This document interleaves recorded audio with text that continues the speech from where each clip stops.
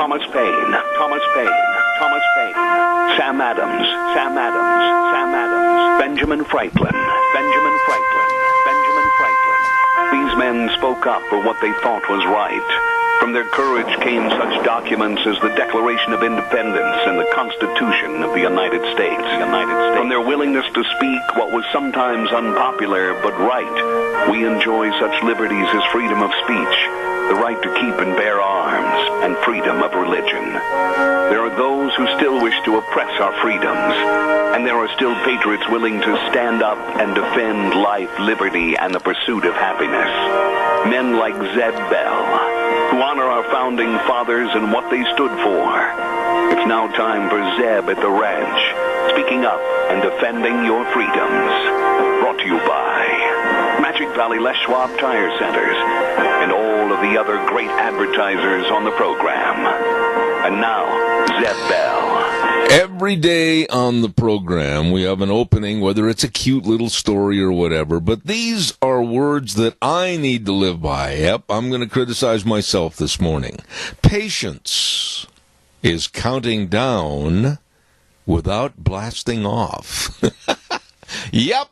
That's me. Good morning. Here comes Kate Smith and God Bless America. Followed by Patriot. Come on, Patriots. Call in with our Pledge of Allegiance. Good morning. And a good morning to you. Zeb at the Ranch, I'm Zeb Bell with our major sponsor, your Magic Valley Les Schwab Tire Centers. All 7 locations serving you with a great big fall tire sale going on right now. And some of our great advertisers, including Burley, not with a D, Burley Physical Therapy and Rehabilitation, 1263 Bennett Avenue, Suite 2 in Burley, helping you get back to being you. Right now, let's go to the phone line and have our Pledge of Allegiance. Good morning. Good morning.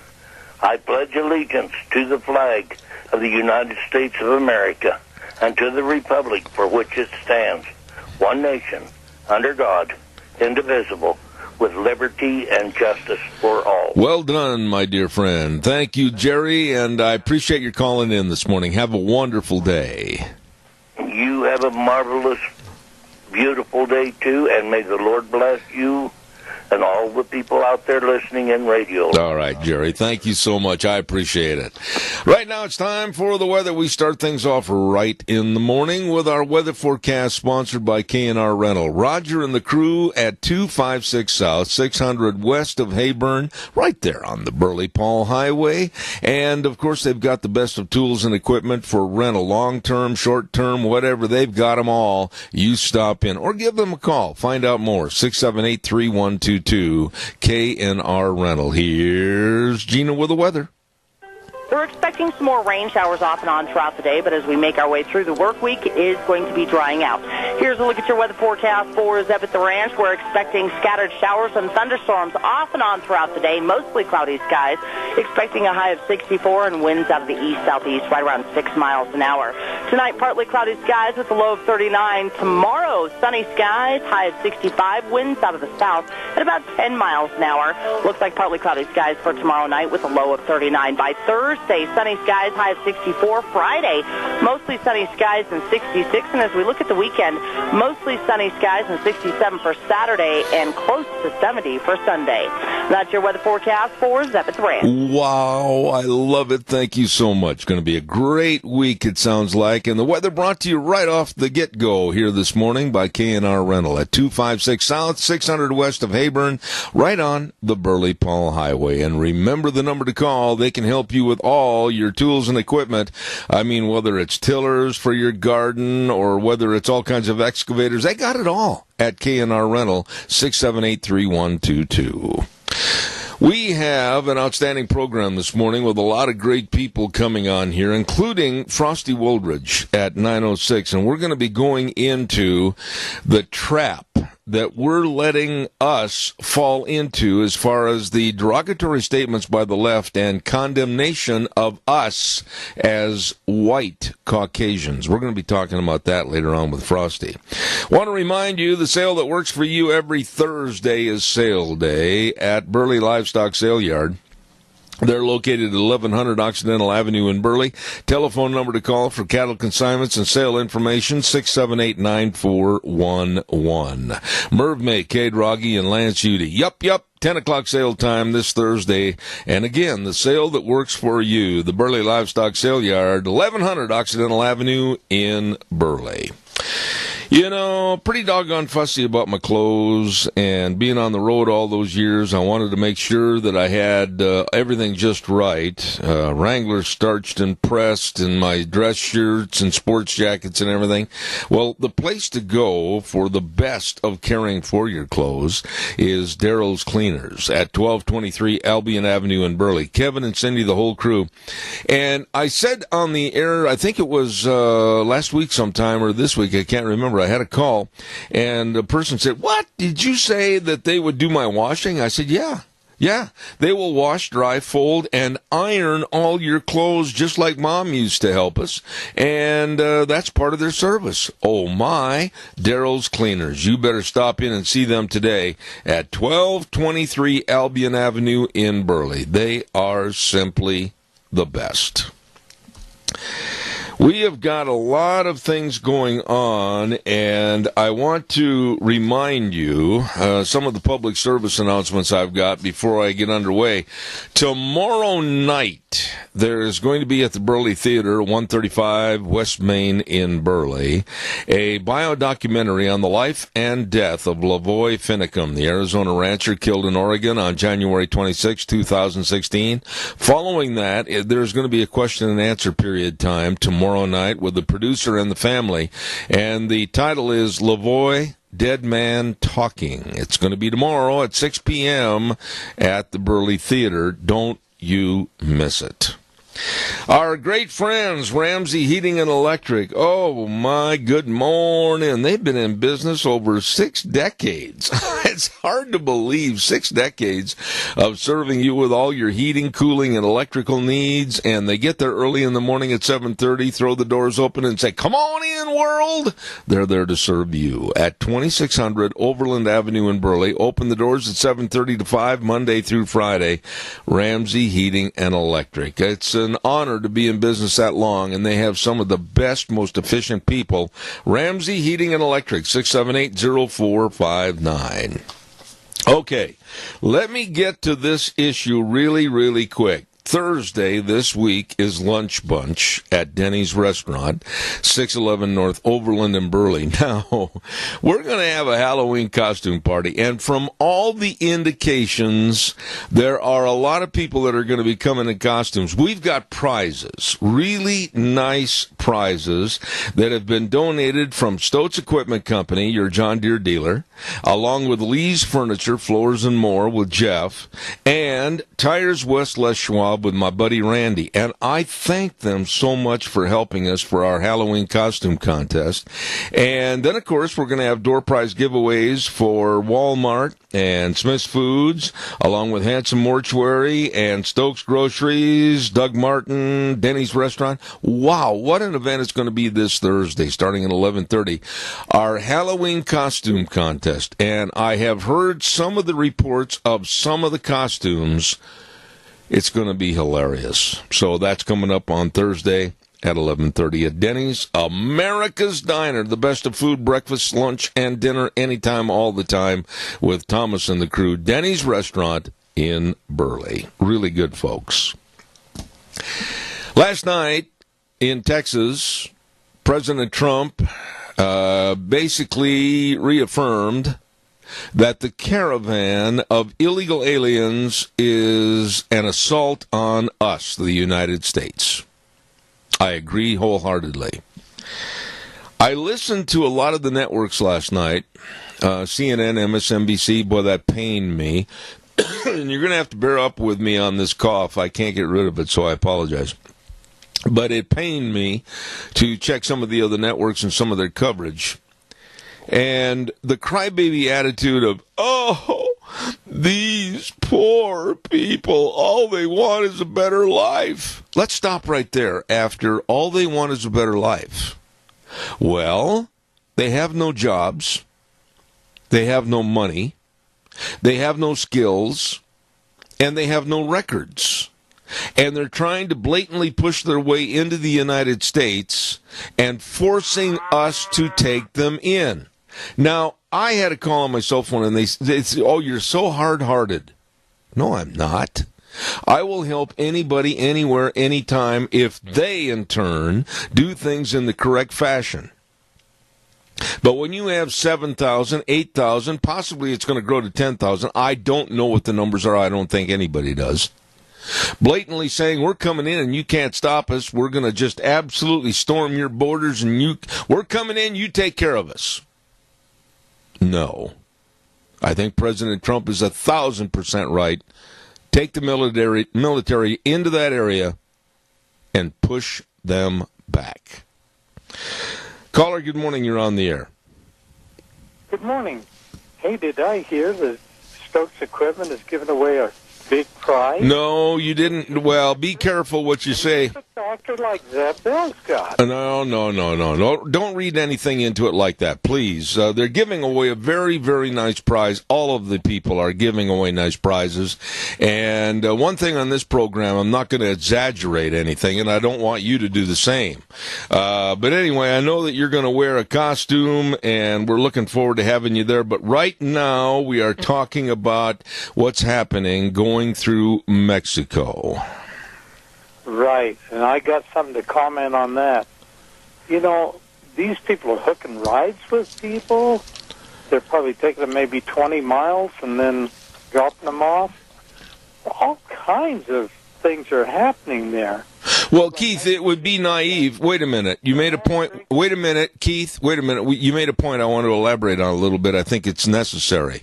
Anybody that thinks this caravan, per se, is going to be walking all those thousands of miles, that's idiocy. They're taking trains and automobiles, anything they can to get up closer to the destination without having to do all the walking. So I think that's a point you made that we needed to talk about. Here's another point that I want to make. These people are disgusting in the fact that I see this one guy take the last swallow out of his water bottle and just cast it aside. Yeah.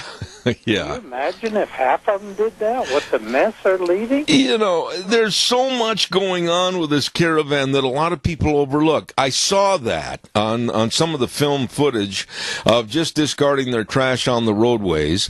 And the other thing, I don't know if you've caught this or not, but many of these people are carrying the flag of the country that they're supposedly fleeing. But yet they want to come to America and we pay all the benefits. That's exactly right. And these people are too well dressed for being desolate.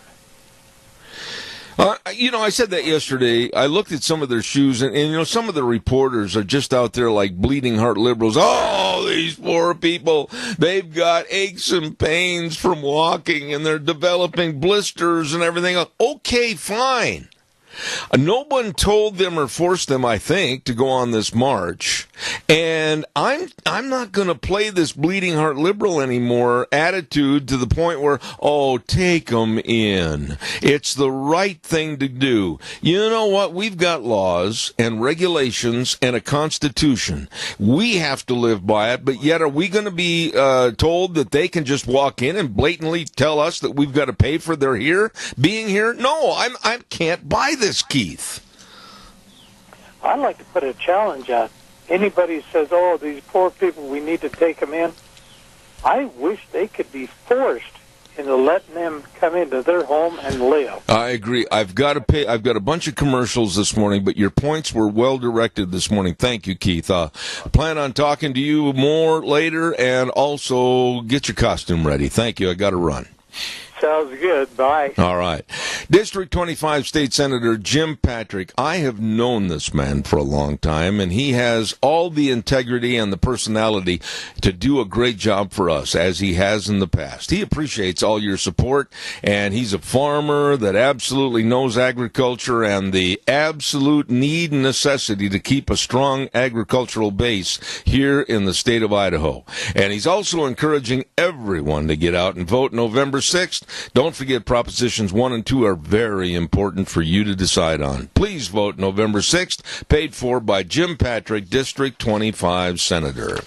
And another gentleman, and I mean that when I say gentleman because he's very knowledgeable, very diligent, and hardworking for all of us, and that's Fred Wood, District 27 State Representative. I absolutely have enjoyed working with Fred on numerous occasions. He knows what he's talking about and does an excellent job working for us.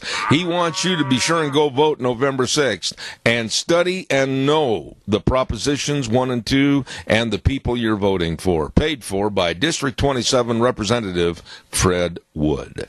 Caller, good morning, and thank you for your call. You betcha. Good morning, Mr. Bell. Well, how are you? Well, I am just plainer than frog hair this morning. Well, I haven't heard from your roommate for a long time. Is he still around? Well, when hunting season comes around, everything else just kind of gets put on hold. Oh, okay. Yeah. Well, what do you think of what's going on this morning, Donna? And by the way, Wheels, there's just a little bit of feedback there. Help me, please. Thank you. Go ahead, Donna. Zeb, I'm sick and tired of everybody being like you say, the bleeding hearts. I'm like you. I will help anybody, anytime, anywhere, whatever they need, and if I can do it, I will. Why do we have to be the rescuers of everything and every country? Why doesn't Mexico stop them at the border, turn them back? They have the manpower to do it. Why don't they do it? Well, I'll tell you what, supposedly, and underline that word with a question mark, supposedly, there is an agreement or an attempt at an agreement with President Trump and the new president of Mexico to do just what you're asking. But, Donna, the interesting thing here is, I on this program, I'm on from 8 to 11 every day, Monday through Thursday. You know that. And I have issued a plea, and this is true what I'm about to say.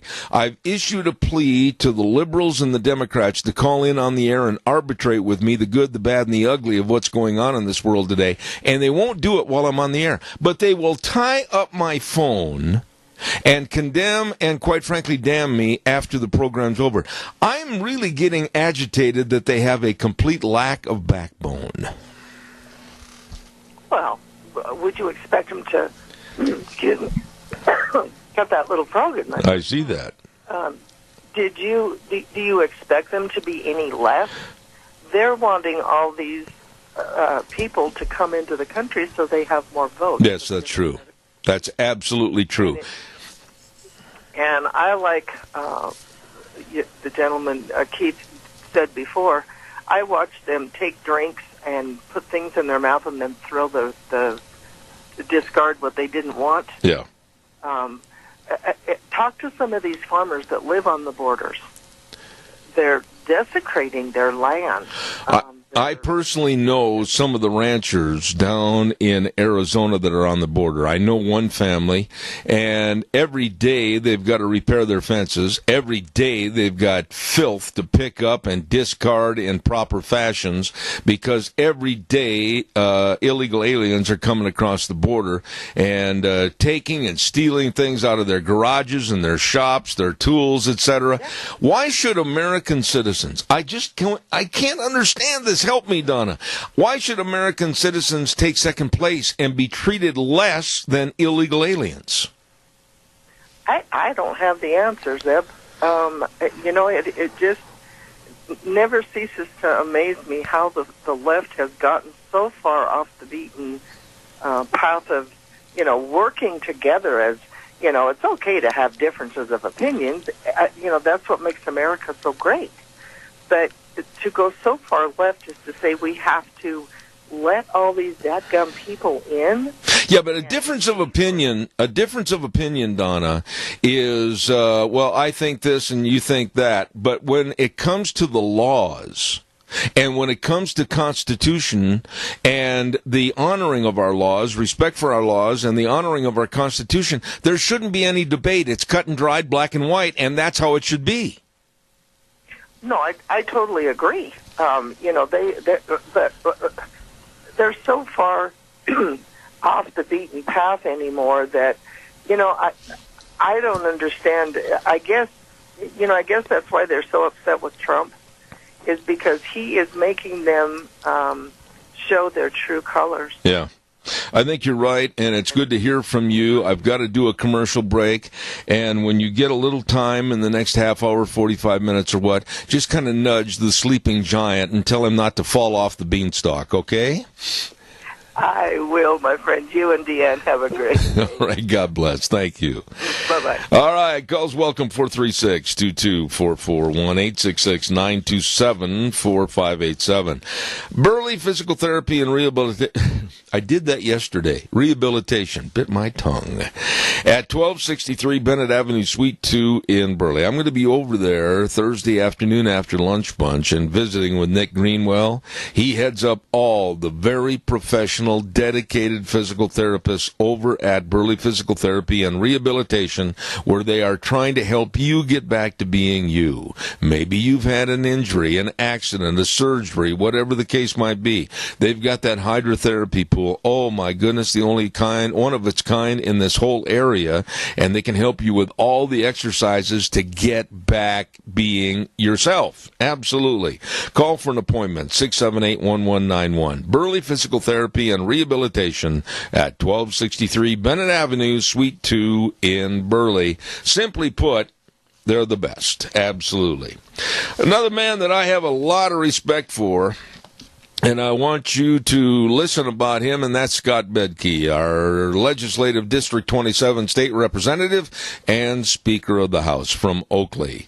You know, Scott has done so much in his lifetime. Former President of the Idaho Cattle Association, former Director of the National Cattlemen's Beef Association. He's been Speaker of the House since 2012, and he is very, very hardworking also for you and the state of Idaho. And he urges you to go vote on November 6th. Know what you're voting for. Study the issues. Paid for by Scott Bedke, District 27 Representative. Calls welcome, 436-2244, 1-866-927-4587. I want to talk a little bit about Stacey Abrams. And if you don't know that name, I'll make you have a little recollection in just a moment, so stay tuned. Don't forget Ramsey Heating and Electric and Lennox. Service you can trust. Lennox Products and Ramsey Heating and Electric, and they are offering up to $1,600 in rebates on qualifying equipment purchases. So call Ramsey's today at 678-0459. And don't forget, proudly offering Lennox products, just another way to make you feel better at Ramsey Heating and Electric, 2600 Overland Avenue in Burley, with over 60 years of service to you. Absolutely wonderful people. Stacey Abrams is the black woman running for the Georgia gubernatorial seat. And hold on, caller, I'll be right there. And, well, guess what we found out about Stacey Abrams? She is a far-left socialist, believing in socialistic policies, single-payer insurance, etc., on down the line. Well, they found some proof in the pudding against her. A photo has emerged with a little bit of a story about how she was arrested for burning the Georgia state flag in 1992. Ho-ho! And the wonderful Stacey Abrams running for governor in that state? I don't think it's going to sit well. Caller, good morning. You're on the air. Go ahead, please. Yeah, back to the killer ants on their way out of Honduras. Yes, ma'am. No. If we were to take out the women and children under, say, the age of 12, 13, how big would that mob still be? You know, big enough big enough to be an army to go back to their home country and fight whatever's going on there. You know, your point needs to be elaborated on. When you see these thugs and punks and these malicious moves by these younger people, younger men, 18 to 30 years of age, in this march, tearing apart the barricades in the Guatemala and Mexican border, destroying property, etc. I don't know about you, but they're really not the kind of people I'd like to see on the Mexican-United States border pointing their finger at us in our chest and saying, we're coming in and you can't stop us.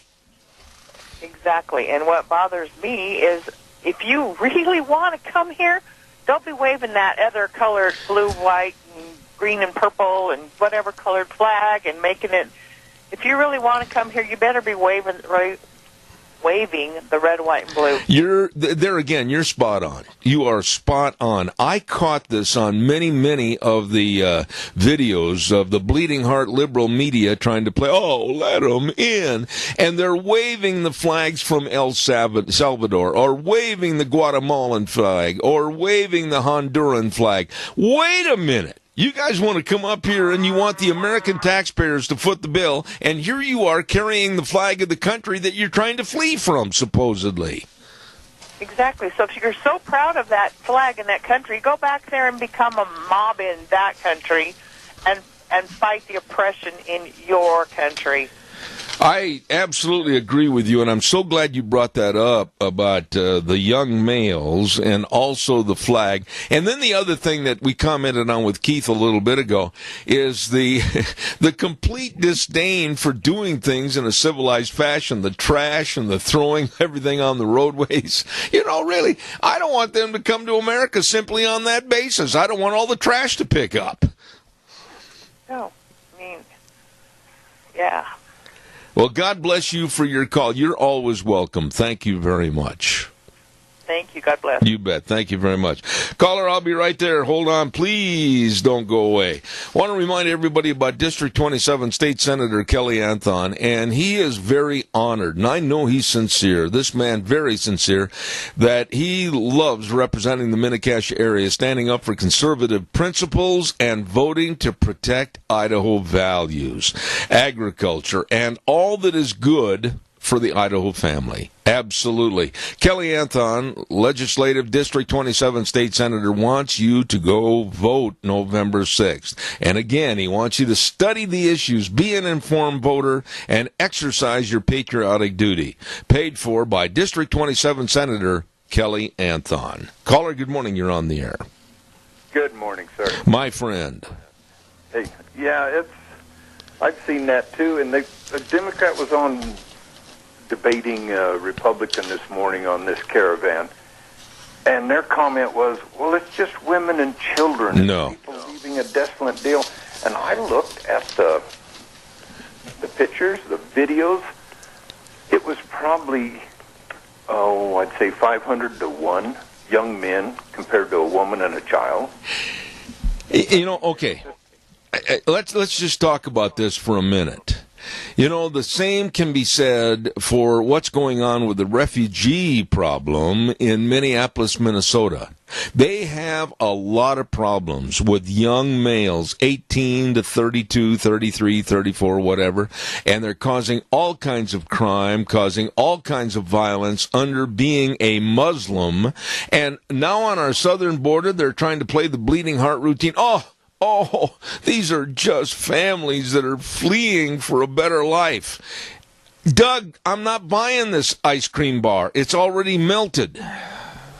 Me either. I mean, this is a planned political game they're playing.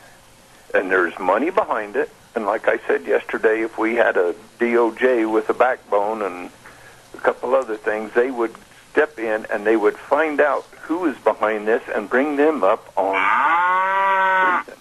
Well, let me ask you. The threat against our country. Let me ask you, that's right.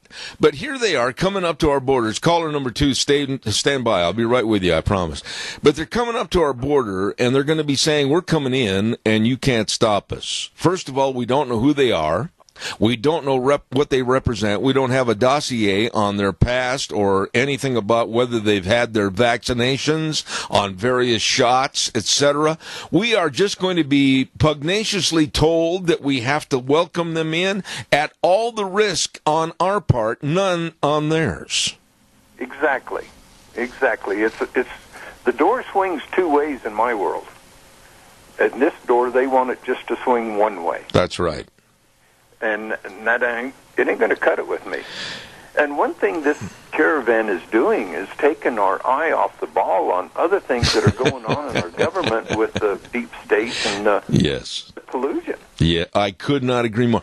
There is so much more that I'm concerned about. Okay, number one, do we have a problem with this caravan coming up from the south? Yeah.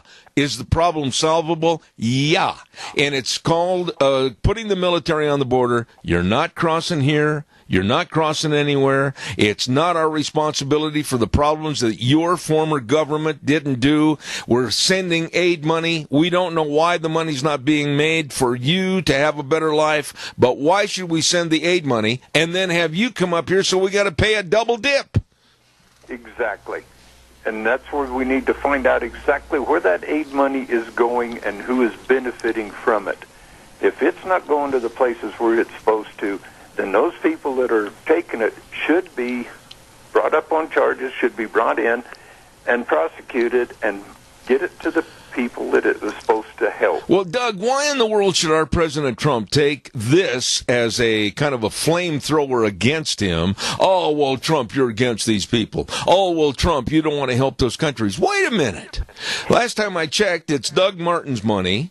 It's my money. It's the American taxpayers' money going in foreign aid to these countries that supposedly are helping these governments make a prosperous and better situation for their people and population. It's not working. Okay, but we're still sending the money. So they come up from El Salvador and Guatemala and all points of Central America, and then they're going to force their way in, so we have to pay twice? Something's wrong with this picture, Dougie.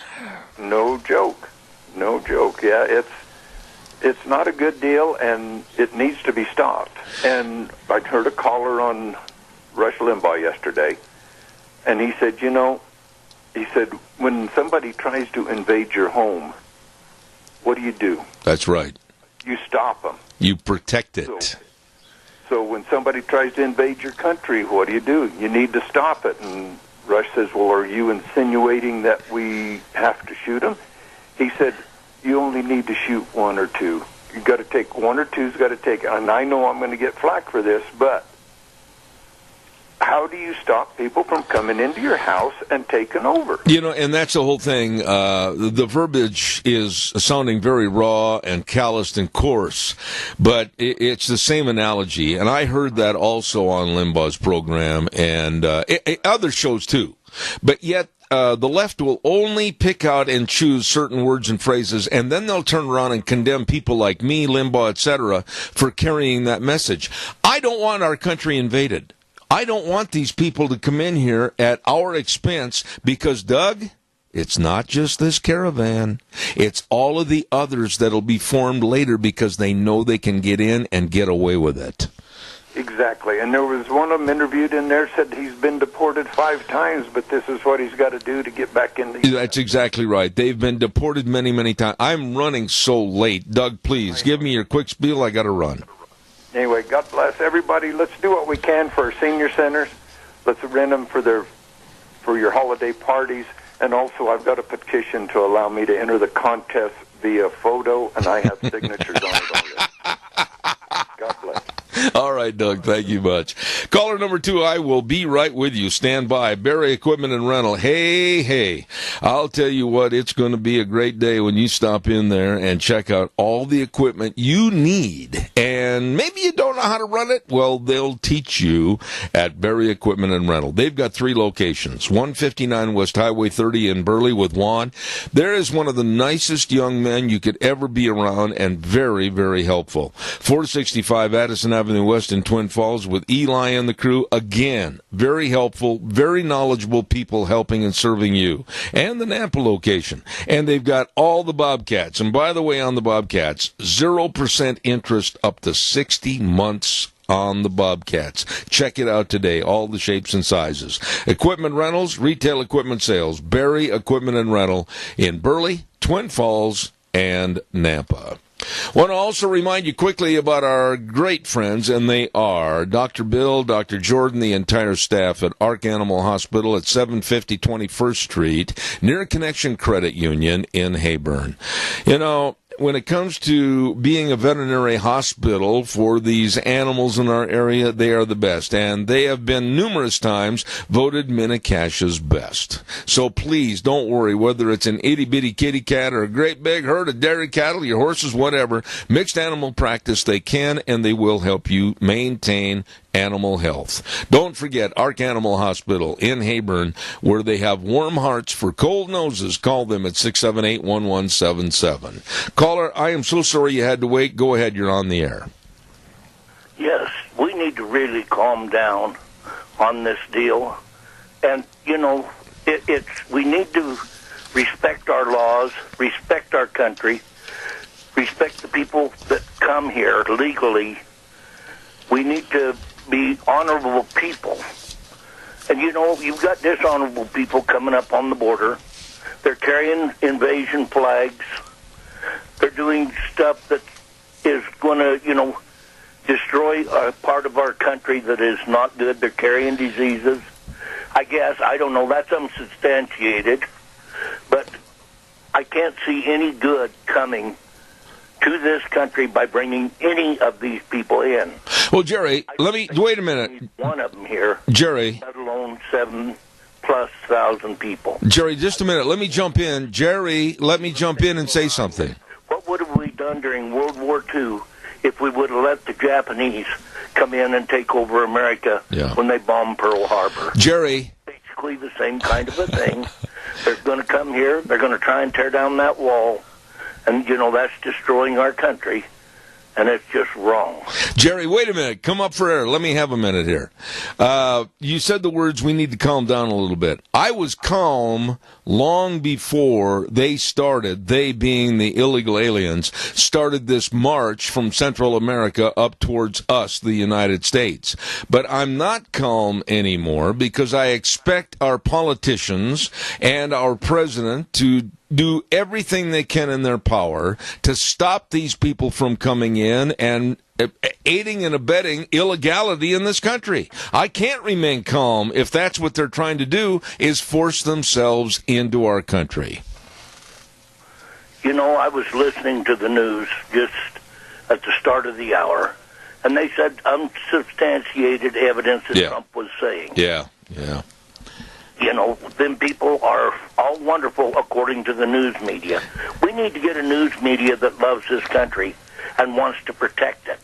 We need to think of the United States first and everybody else behind. I could not agree more. And you know something, Jerry? I give you the Perceptive Award of the day because the broadcaster during the 8 o'clock news from CBS said that on a couple of occasions in a very, very kind of a subtle way, but you picked up on it, and I'm so glad you did. Jerry, thank you for your call. I've got another one waiting, and I've got to do a weather forecast. Thank you so much. And may the Lord bless you and your whole audience, even Keith. All right, Jerry, thank you so much. Caller number 2, I've got to get this weather forecast in, and then I'll come right to you, so stand by. Don't forget Mount Harrison Audiology and Hearing Aids. And Dr. Shane Hunsaker has joined the staff of Dr. Pickup and Dr. Mitchell at Mount Harrison Audiology. Wow, is this business and this hearing help ever growing? Absolutely. If you've got hearing problems, they are the best at your hearing health care. I urge you to get a hold of them today. The number to call for an appointment, 312-0957. They are located right behind the Minidoka Hospital, across from the emergency room, and now they have 3 wonderful, great audiologists serving you with the best of comprehensive treatment for your hearing loss. Mount Harrison Audiology and Hearing Aids. Call them today. Right now, here's Gina with the weather. We're expecting some more rain showers off and on throughout the day, but as we make our way through the work week, it is going to be drying out. Here's a look at your weather forecast for Zeb at the Ranch. We're expecting scattered showers and thunderstorms off and on throughout the day, mostly cloudy skies. Expecting a high of 64 and winds out of the east-southeast right around 6 miles an hour. Tonight, partly cloudy skies with a low of 39. Tomorrow, sunny skies, high of 65, winds out of the south at about 10 miles an hour. Looks like partly cloudy skies for tomorrow night with a low of 39. By Thursday, sunny skies, high of 64. Friday, mostly sunny skies and 66. And as we look at the weekend, mostly sunny skies and 67 for Saturday and close to 70 for Sunday. That's your weather forecast for Zeb at the Ranch. Wow, does that sound like a great forecast or what? Thank you, Gina. And the weather brought to you this hour by Mount Harrison Audiology and Hearing Aids. Again, they've expanded their business to better serve you with another great doctor of audiology, Dr. Shane Hunsaker, joining Dr. Pickup and Dr. Mitchell. Call today for your hearing health. Have a checkup. 312-0957. Caller, you've been very patient. Go ahead, please. Oh, I just kind of had an analogy thought. During World War II, Mussolini invited the German army in, and isn't that kind of like Feinstein or Pelosi or Schumer inviting the army in? Well, this army of illegal aliens coming here and blatantly saying, well, you can't stop us. We're coming in, whether you like it or not. Yeah, I don't like, anybody that needs help. I think you're going to be the same way. If all of a sudden this was strictly a family situation to where some of these people were saying, please, America, help us. We're fleeing an ungodly situation in our country and we need help. And they were waving the American banner and begging to come in. My heart would go out to those people. But here we have thugs and punks that are destroying property, waving their nation's flag that they're running from, supposedly. I say turn them back at the border. Well, remember the refugees that after World War II, they didn't look like they were wearing brand new Reeboks and their clothes were clean every day. They looked like they'd been through hell, and they had. Yeah, absolutely true. Thank you for calling back. Again, you're always welcome. I appreciate it. Thank you. God bless. Caller, I'll be right there. Stand by. Dino Septic Service. They do the jobs that we don't want to do.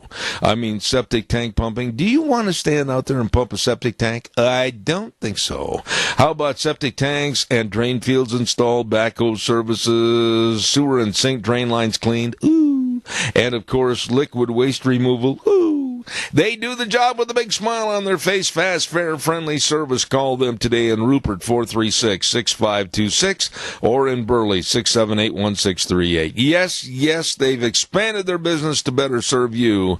Dino's Septic Service with that big truck that says, smells cargo on the way. Dino's Septic Service. Caller, good morning. You're on the air. Morning, Jeb. It's the Yummy Man. With the menu for the Senior Junction on South Overland here in Burley, Idaho. Today we're going to have Salisbury steak, mashed potatoes and gravy, green beans, green salad, and some kind of a bar. I forgot what kind of a bar, but a yummy. A yummy bar. I'll tell you what. Now, Joe, I've got a question for you. Great connoisseur of food that you are. Where did the Salisbury come as far as the terminology for Salisbury steak? Quickly, tell me. It was on the page. That's all I know. Joe, God bless you. We'll send everybody over to the Senior Junction and have a delicious lunch with a yummy dessert. 12-1. We're invite everybody. All right, Joe. God bless, man. Thanks so much. Thank you. Bye. I've had a lot of fun with Joe calling in with his Yummy Man and his desserts. Thank you very much. Caller, good morning. You're on the air. Good morning. I have several questions about these people who are coming into our country that they look nice and neatly dressed. Where are they getting their clothes? Where are they doing their laundry? Mm-hmm. Who's supplying them along the way? Mm-hmm. And normally if you're leaving to go to a different place, wouldn't you at least have a backpack with some water and maybe a sandwich or something? Yeah, there seems to be a lack of certain things that are not visible when you watch these marchers. I was watching, you know who Jorge Ramos is from the Univision. He's a Spanish kind of a media director, and boy, believe me, he's one of these guys that really promotes that everybody and anybody should come into our country, the United States. And it was kind of funny. He was doing an interview yesterday on TV, and one of the marchers went by and threw the trash on the road, and I thought, I don't want these people here. No, absolutely not. Well, and I just don't understand, because if you know you're going somewhere, but whether it be up in the mountains, whether it be to go visit Grandma's house, you always have at least a change of clothes. Yeah. Because you think you might stay overnight, or, something to eat, a backpack, some goodies, a blanket, sleeping rolls, and I see none of that with any of these people. And I don't understand. Sharon, let me ask you this. Bottom line, I mean, we can talk about all the minuscule situations, but I want to get right to the chase here. Do you want to accept, whether it's 5,000, 7,000, 10,000, or more people in a caravan, accept people and help people that are absolutely pugnacious and saying, we're coming in and you can't stop us. And once we're here, you're going to pay for us. I don't like that attitude. I don't want them here. Absolutely not. They are not coming to help. They are not coming to benefit our country. They're coming to take away from our country, our rights, our freedoms, by overloading the system and making our system crash. Absolutely. It's absolutely well put. And, as well as I do in this area, there's those that are going, oh, you cruel people. Why, we've got to help them. Wait a minute. We're helping them with foreign aid already to the tune of millions and millions of dollars. And now we're going to get a double whammy and have them say, we're coming in and you're paying for us. Yeah, no. And if these people are such upstanding citizens, then why are they not working in their own countries to make their own countries better? I don't know about you, but I can't afford to go on a multi-thousand-mile march to force my way into another country. I haven't got that kind of resources behind me right now. Exactly. And we couldn't march into Canada. We cannot march into Mexico. We cannot march into any other country and be accepted. Why should we accept them here? Amen. With no vetting? Amen. I've got another call waiting, but you're always welcome. Thank you so much. Bye. Take care. Caller, I'll be right there. Wheels, if you're listening over there at the station, and you should be, would you please have this good word for Prop 1, and then we'll take our next call. It's an Idaho tradition going back generations, horse racing, and Proposition 1 will bring it back. Yes, on Proposition 1, it's all about Idaho, creating hundreds of local jobs, restoring millions of dollars to local classrooms, all with full transparency and real accountability. And the Idahoans sponsoring Prop 1 are doing even more, donating 100% of net profits from their horse racing operations to a new charitable foundation, the Treasure Valley Racing Foundation for Rural Idaho, dedicated to supporting education, scholarships, healthcare, and economic initiatives serving rural families and communities all across our state, supporting programs like 4-H and FFA, and providing financial assistance to students pursuing degrees in areas like agriculture and animal science. Yes, on Proposition 1, the campaign with a heart for Idaho. Paid for by the Committee to Save Idaho Horse Racing, Create Jobs, and Fund Public Schools.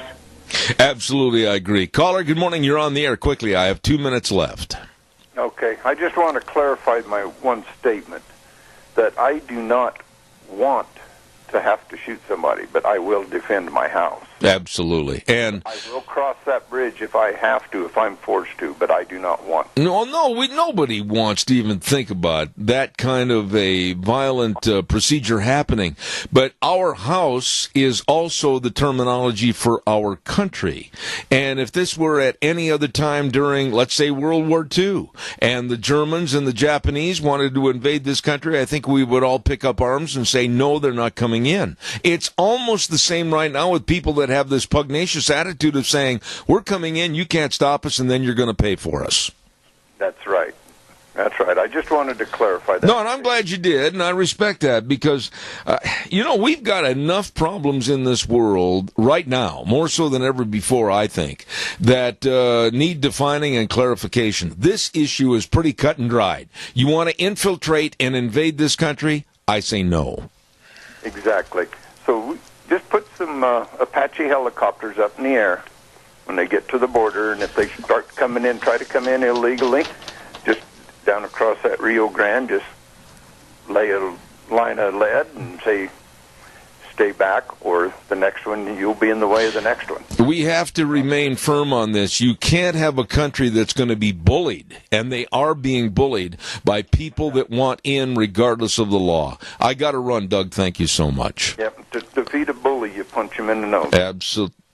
I agree with you. Thank you. God bless. Let's not forget the big fall tire sale going on at your Magic Valley Les Schwab Tire Centers. All 7 locations, and I'm talking the best of tires, all the tread designs, all the sizes for your cars, pickups, SUVs, trailers, whatever you need tires for. Many of which are on sale at prices that absolutely are going to save you money, so you can drive carefully. Let's get in there and check out like the Eclipse tire for your car. Premium traction tires, superior ride quality, only $91.19. Check it out today for your car. And go to any one of the 7 locations with Lane and Rupert, Dave on Blue Lakes and Twin, Mike and Buell, Mike and Jerome, the Twist family in Paul, Daniel on Poline in Twin Falls, and, of course, my buddy Randy on Overland in Burley. They are the best. Your Magic Valley Les Schwab Tire Centers. Got to run. News next from CBS. Wheels, take it away.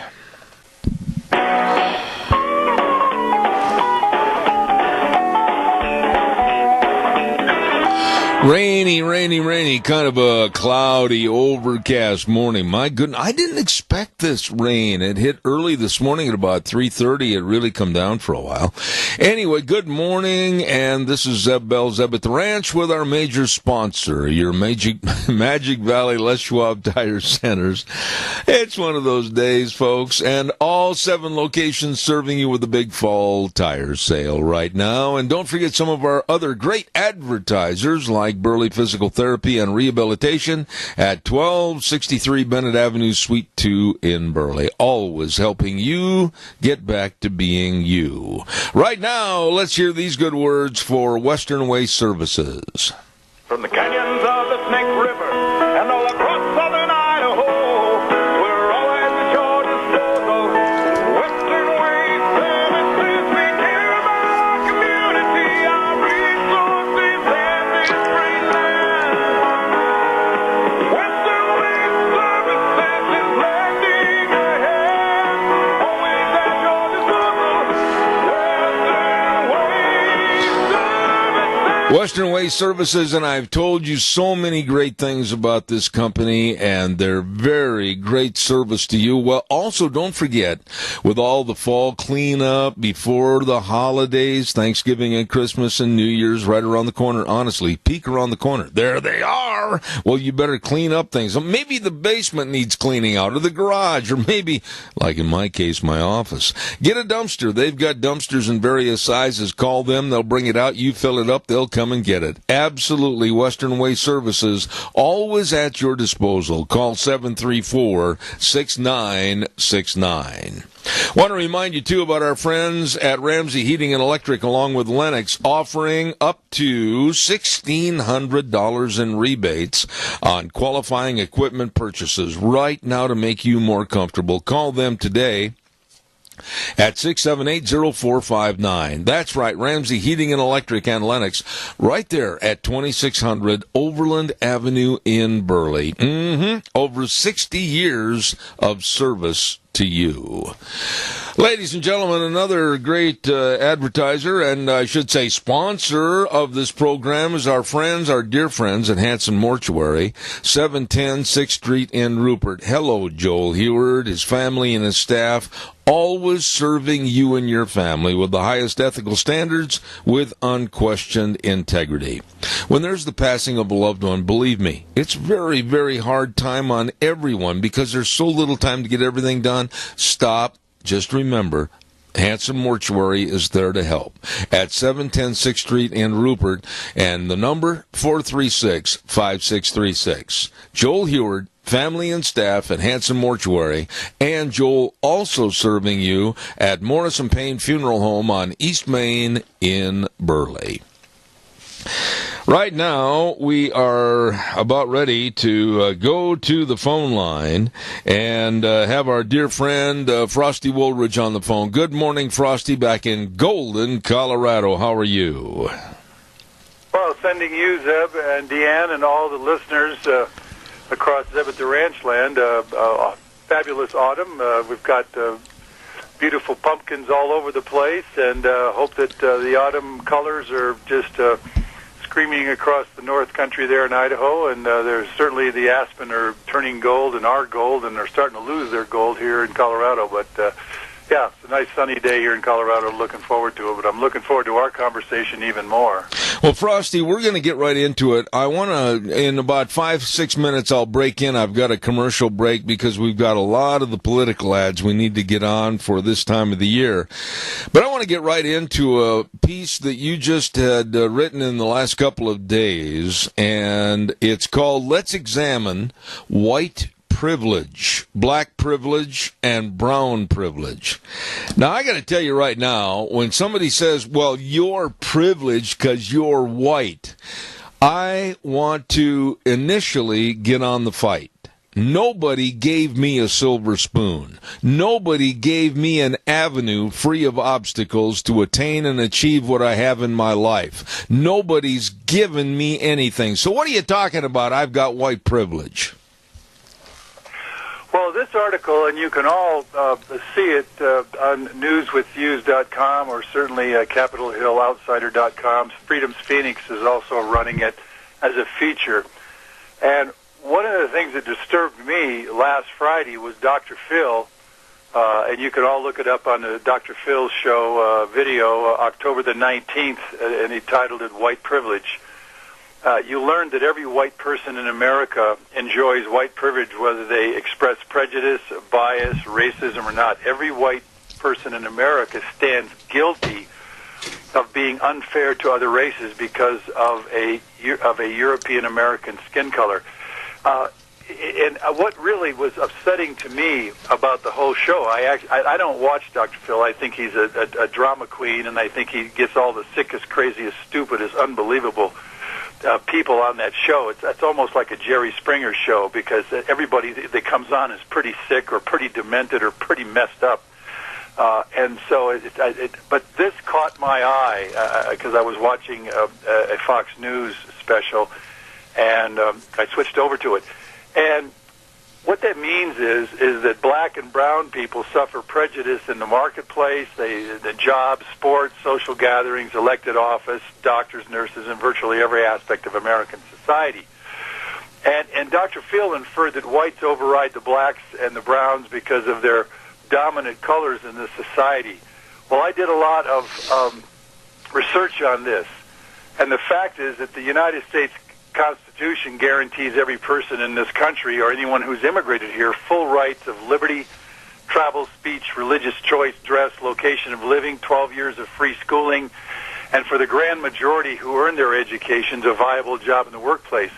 And no other country on earth gives its citizens such latitude, opportunity, and choices more than the United States of America. And that's no matter what their skin color, their race, or religion. And that's the reason literally tens of millions and even hundreds of millions of people around the planet wish and hope and dream of migrating to America. You will not see anyone moving to Africa or Iraq or Afghanistan, Saudi Arabia, Kurdistan, Pakistan, Bangladesh, India, China, Mexico, and other third world countries. So what makes us so guilty, the white people of this country, and especially the European Americans who created the U.S. Constitution, and which lays the foundation of this extraordinary opportunity for anybody. And so what I found was that there is extraordinary Muslim prejudice and Muslim privilege in Muslim countries I found that in Africa there is black privilege that absolutely overrides all the white people there, and they're actually killing white people there, and they're getting away with it.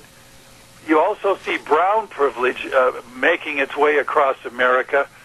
And so what I really found was that black privilege and brown privilege and Muslim privilege have much more privilege here in the United States than white people.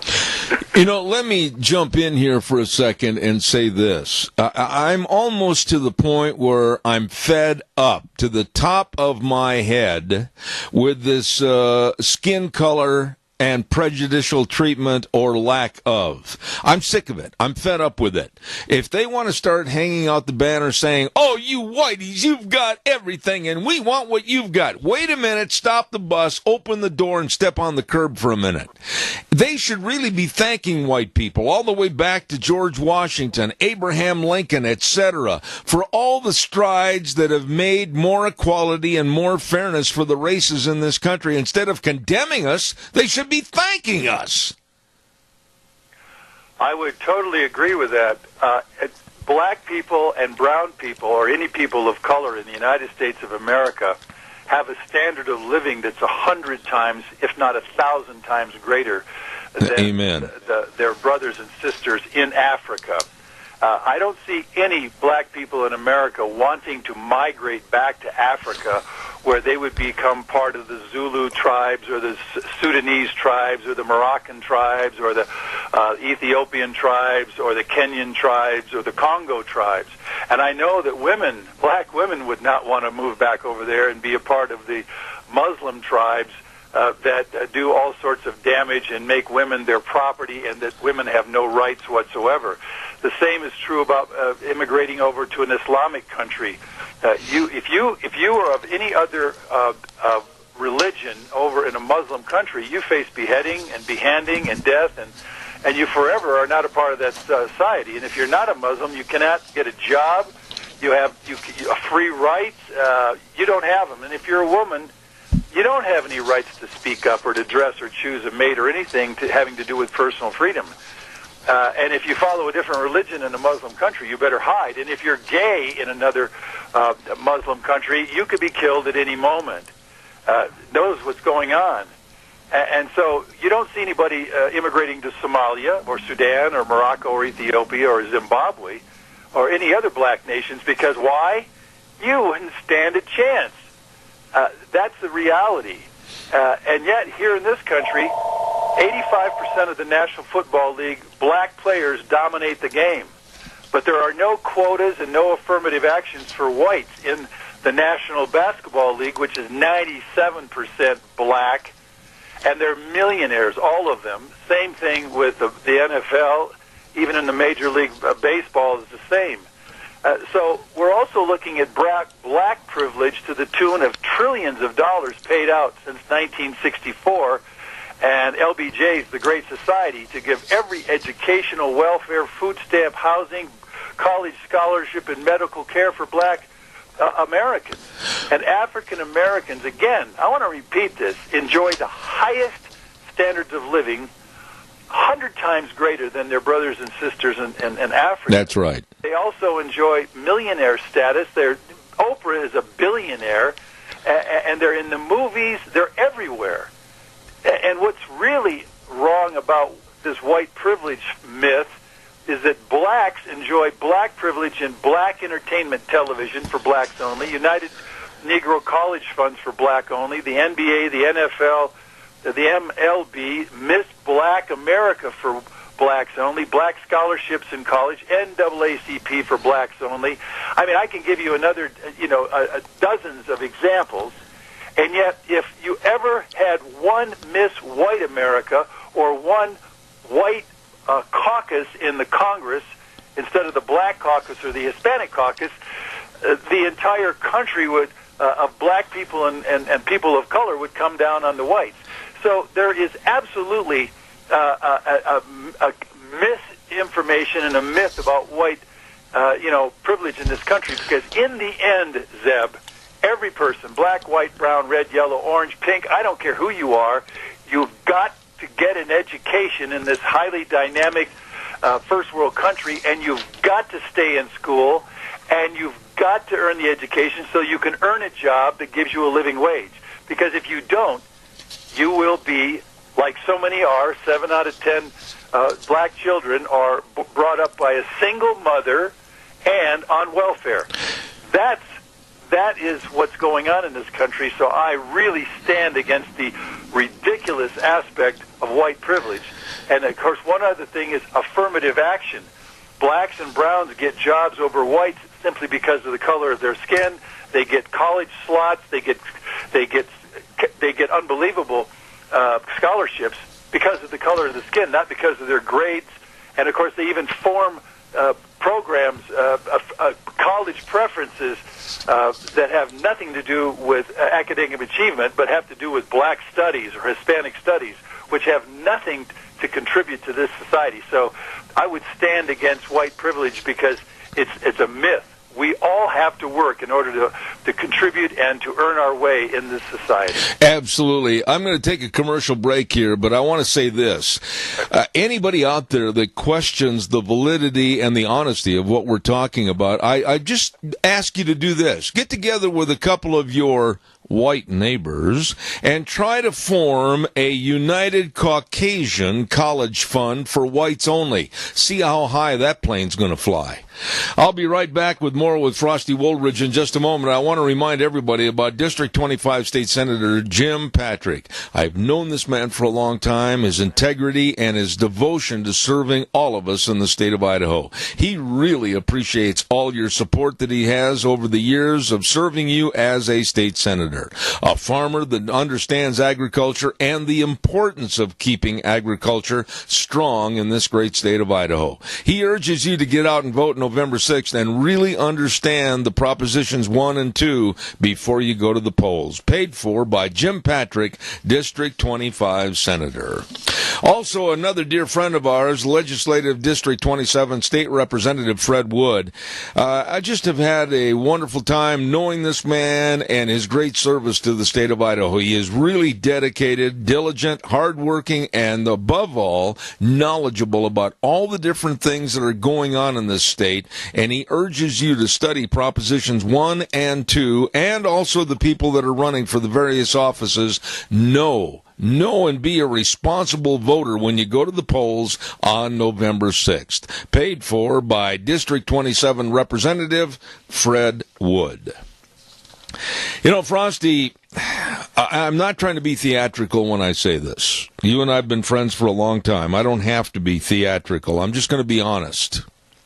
With this reverse racism, supposedly, that's going on in this country, and the denigration of whiteys, the condemnation of Caucasians, and the absolute fact that we're supposedly privileged, if this thing isn't taken in check really soon, we could see a race war in this country that would be absolutely head and shoulders above anything else as far as danger is concerned.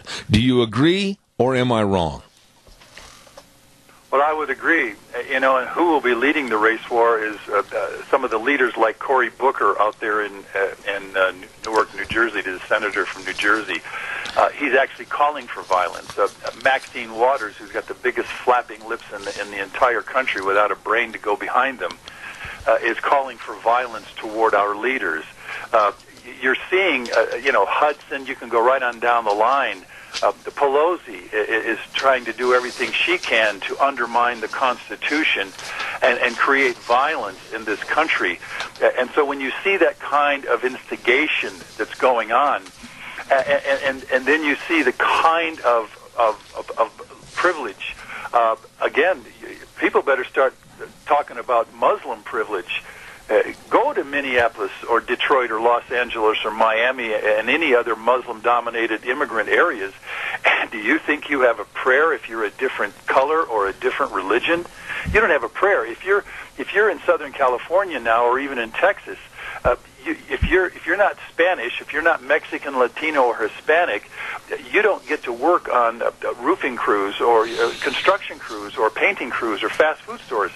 And what's also brown privilege is that there are 22 million illegal aliens in this country. Most of them are people of color, and they're operating in our country in violation of our laws. I would call that brown privilege, because they're not being arrested, they're not being detained, they're not being prosecuted, they're not being deported out of our country. That's because white people are extraordinarily tolerant of the fact that our leaders are not enforcing the laws. And so you're exactly right. We're headed for race wars, or certainly we're headed for some major racial confrontation, when in fact anyone that's in this country should be pulling in the same direction. And now I think that crew coming up from Guatemala and Honduras, here are a bunch of people are going to, literally their number one drive right now is to crash our borders. I mean, break in and invade our country. Not legally, but illegally. Not in conjunction with our laws, but in violation of our laws. And they think they're going to get away with it. And they've been getting away with it because there's 22 million ahead of them that has already done it. And it's like Ann Coulter was on Fox a night ago, and Laura Ingraham, which I watched on Fox News, who makes a lot of sense, who's common sense and just rational. I wish I could get on her show. And that is, this country cannot absorb another 20, 30, 40, 50, 100 million people. Because, as I've said in one of my other articles a week ago, let's open the borders. Well, if we did, 300 million Africans would move here tomorrow. Another 300 million Chinese would move here tomorrow. And, of course, they're moving into the Vancouver and taking that over. Indians, there's a 1.25 billion Indians. Another 300 million would leave their misery and move to America in a heartbeat. And then, of course, what would that be? What would happen to us? Well, we'd be 1 billion people, and we'd now be a third world country, and we'd have all this multiculturalism and diversity, but we'd all be starving to death, and quality of life and standard of living would be shot right down the tubes. I don't know what Americans are thinking about this, but you better vote for those who want to close the borders and stop this invasion of our country. Do I make sense to every person listening today? Do I just make sense? And I think I do, because guess what? I've been to China. I've been to India. I've been to Bangladesh. I've been all over Mexico. I've been all over South America. I've been to Indochina. I've seen these places.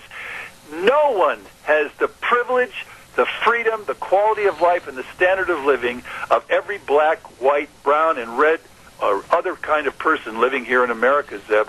That's a fact I know because I've seen it with my own eyes. And the point that we're getting at here this morning is the absolute pugnacious attitude of these people saying, hey, we're coming in and you can't stop us.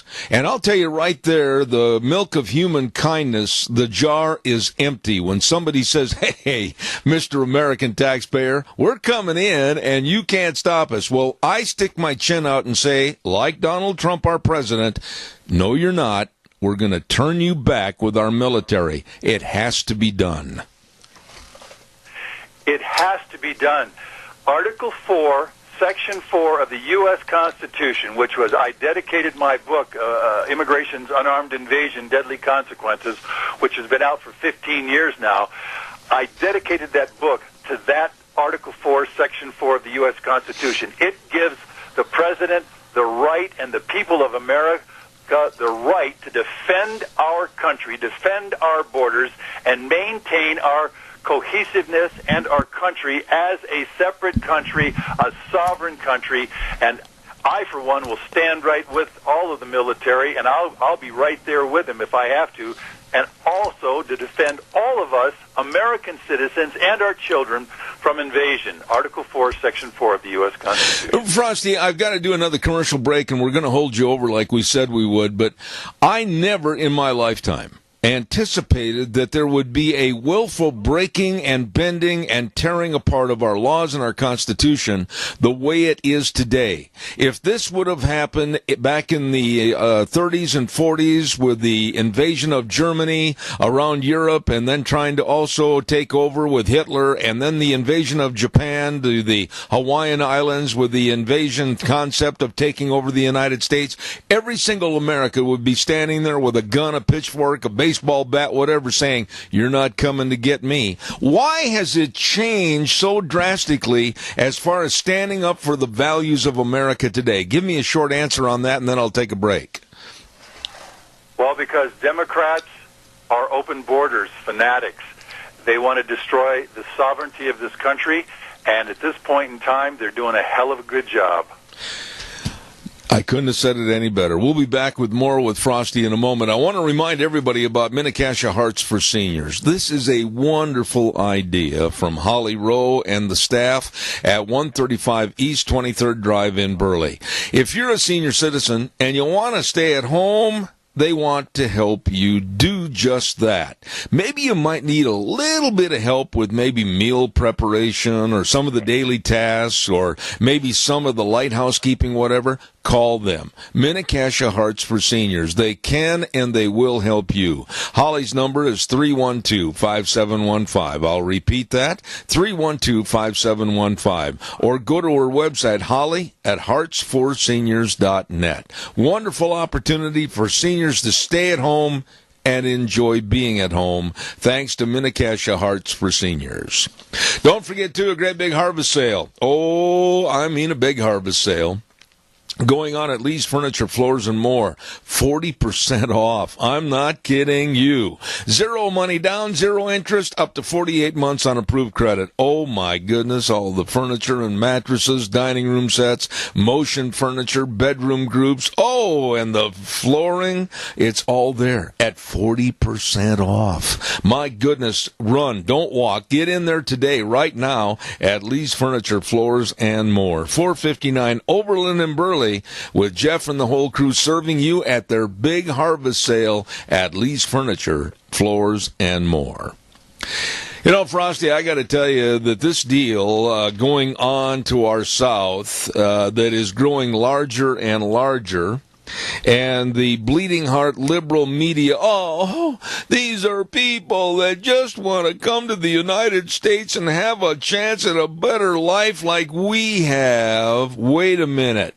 I don't think Frosty Woolridge had it given to you. I know nobody gave it to me. Why in the world shouldn't I have a little or a lot of animosity against people that want to come up through the southern border and say, "I'm coming in, and you pay for it"? I want you to know, having traveled all over the planet, especially on a bicycle at 12 miles an hour, I've seen pain, I've seen poverty, I've seen wretched squalor, I've seen... You just can't even imagine what I've seen unless you got to see it firsthand. And my heart goes out to all of these human beings, all of these individuals, all of their problems, their consequences, and all that goes with that. And at the same time, because no amount of immigration will solve the problems of all the people of the world who have essentially, like in Honduras, in the last 40 years, they doubled their population. So instead of being responsible and using birth control to maintain a stable and sustainable population, they've created an overwhelming, overloaded population situation down there. Same thing with Mexico, and that is what's happening.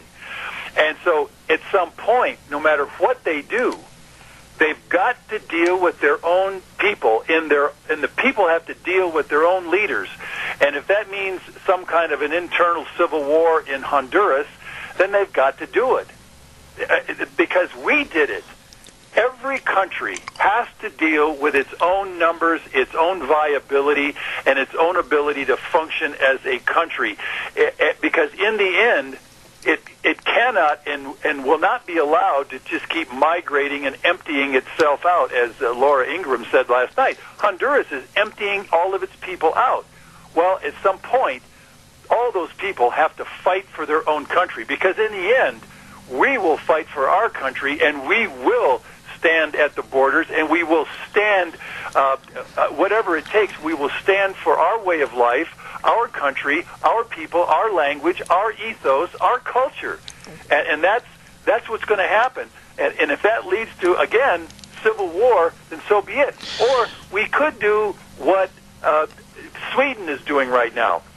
Sweden is literally giving itself away to the Muslims of Africa and the Middle East, so much so that within 10 or 20 years, Sweden is going to be an Islamic state. That's what's coming to Sweden because they didn't stand at the borders, they didn't stand up, they didn't speak out, and they just let themselves get overrun. Yeah. Of course, that's all of Europe right now. Absolutely. It's not going to happen here because there's too many Zeb Bells, and there's too many Deanne Bells, and there's too many Frosty Woolridges and Sandy Wooldridge, and all of us, mothers and fathers that care about the future and care about our children, we're going to stand at the borders, and we're going to defend our country one way or the other. And I'm going to use the terminology, the double whammy theory.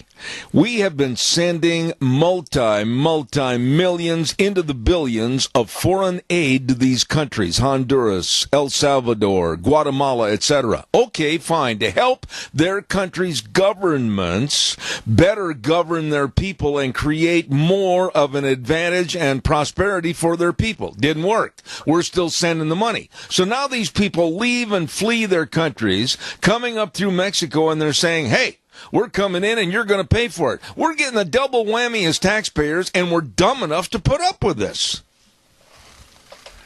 Yeah, and you know, what's so almost ridiculous beyond belief is you got mothers dragging their kids, and they've got to walk, 1,500 miles, 2,000 miles, somewhere around 1,500 miles.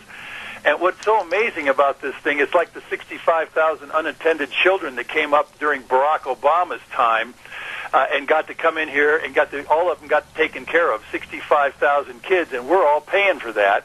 Well, who's paying for the porta potties of 7,000 people, and some people say it's up to 12,000 right now? Whatever it is, if it's 5,000, that's a lot of porta potties, or that's a lot of human waste going along the highway there. Who's paying for the water? Who's giving them the water?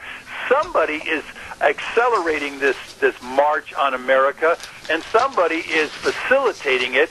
And I'd like to get down who is doing that, and why are we allowing this, and why are we even addressing the fact, or why are we even thinking that we're going to allow these people into our country? But who and why are they doing it to us? I'd like to know what's going on down there and why somebody wants to destroy our country by allowing this kind of thing to continue. Well, and it can't continue. I'm just very worried and afraid for my grandsons, all 5 of them, and what kind of a world they're going to be growing up and into as young leaders of their generation. I mean, are they going to be condemned because of their skin color? Oh, you whiteys and white privilege, why, we've got to do away with you. I mean, this is really a sad situation and sad commentary of this land, America, coming back to where we have helped all these people, be it black, be it brown, whatever their color of skin, and whatever race or ethnicity, helped all of them, and now, like the dog that turned around and bit the hand that feeds them, they're doing it to us. Yes, they are doing it to us, and all I can say is I pray that President Trump puts, military on the border, block them from coming in, and let Mexico, who is facilitating this, Mexico is facilitating this because they didn't stop them at Mexico's border. They let them come through. That's right. Mexico is as guilty as anybody else, and just let them sit there. I don't care if there's 5,000 of them or 10,000 of them sitting at the border, and somebody's got to feed them, somebody's got to water them, somebody's got to get some porta potties in there. Mexico's got to take responsibility because these people are not our responsibility. They must, in the end, be their own responsibility because whether it's now or it's later, in the end, Mother Nature is going to make sure they're responsible to themselves, or she's going to give them one heck of a nasty paycheck of irresponsibility. Frosty, I thank you for staying over a little extra time this morning, but I think I'm really concerned that this situation on the border is not going to get better. It's going to get worse. I think it's going to become more volatile. I think we're going to see the Schumers and the Pelosi's and the Feinsteins and other so-called leaders of the sixth Socialist Democratic Party rear their ugly heads and shout off their ugly mouths that if Donald Trump goes to the border with military, they're going to condemn anybody and everybody that supports it. I'm willing to take the heat because I think right now it's time to protect the sanctity and the safety of Americans first. I got to wrap it up real quick. Thank you. And we absolutely must overcome such nincompoops as Nancy Pelosi and Maxine Waters and certainly Dianne Feinstein. They are so out of touch with what's going on in America. We don't need them to literally give our country away to this massive invasion that's going on right now. And I'm tired of 22 million people in our country being here illegally. I don't need another 5 or 10,000 of them storming our borders, whether it's Texas or Arizona or California. This is our country. We need to defend it, we need to protect it, and we need to do it for our children. Absolutely. Frosty Woldridge, my dear buddy over in Golden, Colorado, and I will look forward to next Tuesday. Frosty, God bless, man. Thanks so much. Thank you, Zeb. Godspeed, my friend. Take care. Thank you. He's right. He's absolutely right. Frosty Woldridge. Let's not forget our friends at Let's Ride. Oh, my goodness sakes, do they... Have you been over there at Let's Ride, 270 Highway 24 between Rupert and the World? Well, let me tell you, I don't know who drew up the floor plan to get all of the ATVs and all the snow machines, everything in there. It's amazing. It's absolutely amazing. Let's Ride, 270 Highway 24 between Rupert and the World. They're open Monday through Friday, 9 to 6, Saturdays 9 to 4.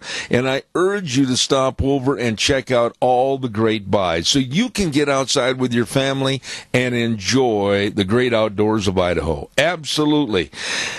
And besides that, they've got all the accessories, too, and a great super service department to keep you running. Nick and Randy and the whole crew at Let's Ride, 270 Highway 24 between Rupert and the World. This is where the fun is sold. While you're over in that neck of the woods, I want to also remind you about our dear friends at Cameron and Siemens Insurance.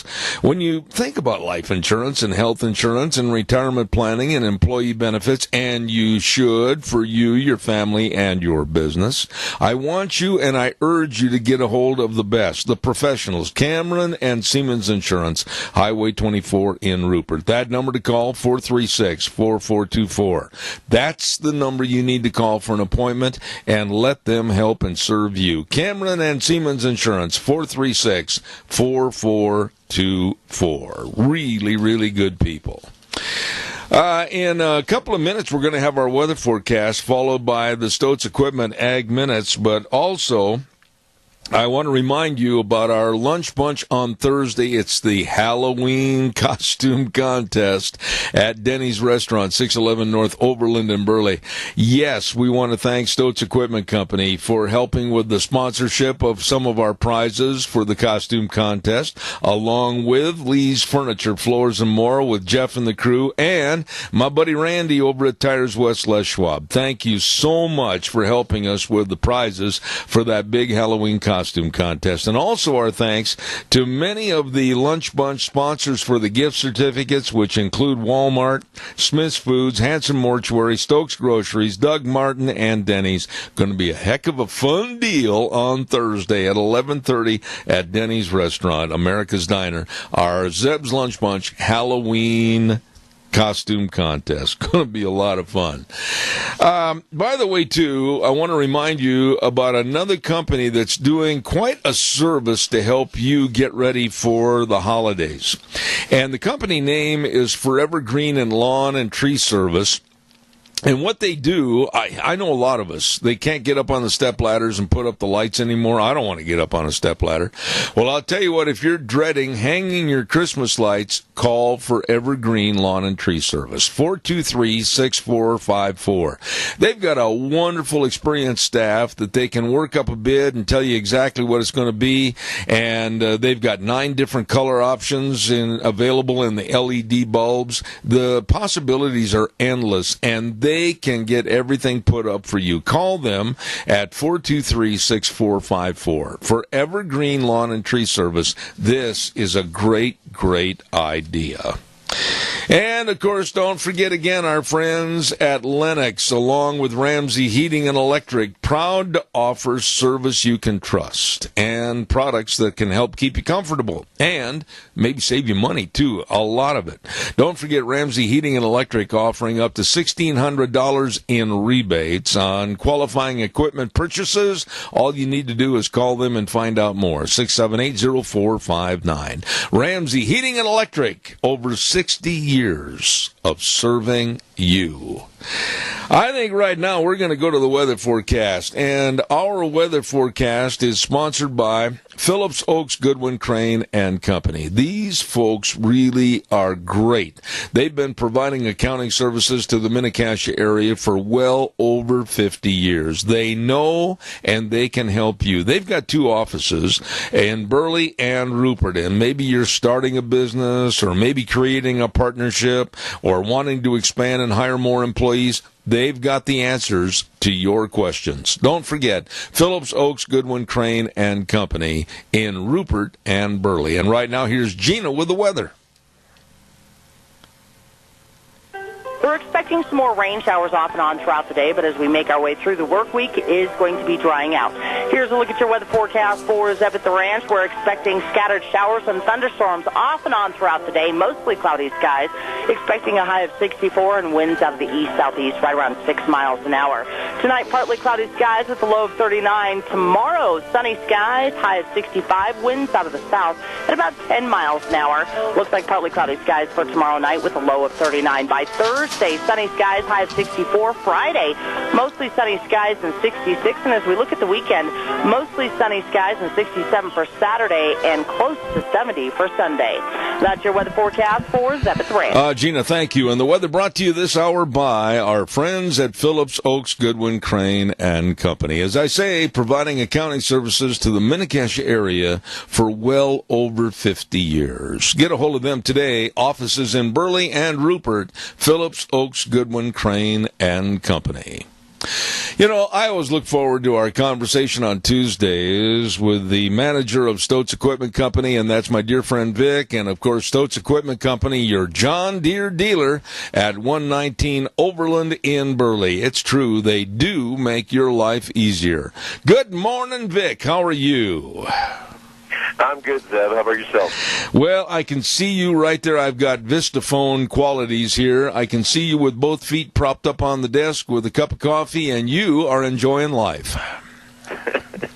Well, I wish I could have that once in a while, but then I'd feel guilty. But we've got so many things. We're crack-a-lacking, man. We got all kinds of things going different directions. We got people trying to get their harvest done. We got people trying to get planning for the new year. We've got events going on, so we have a plethora of activities happening. So yeah, I wish I could kick my feet up on my desk and drink a cup of coffee. So I just settle for drinking a cup of coffee on the go. I tell you what, Vic, this time of the year, in the middle and or towards the end of harvest with the spuds and the beets and everything, and when it's all over, boy, there's a lot of equipment that's had a lot of strain on it, and they need to get it prepared for winter. Tell us about that. Yes, sir. So we brought in a program. It's a winter and spring program that we offer. We do that with John Deere Financing, which is the old farm plan multi-use program. But the great thing about it is we bring your equipment in, we go through it, and we look it over, and we give you all the repairs needed. And then we give that to you at a discount. So we offer no payment, no interest. John Deere Financing has a great program. We can even go as far as extend the waiver all the way until January 1st of 2020. So that's what our program is. It's, to repair now and pay later. So we know a lot of people. There's cash flow is tough. Everybody's not sure exactly. All the money's not in. So we try to make it convenient for our customers.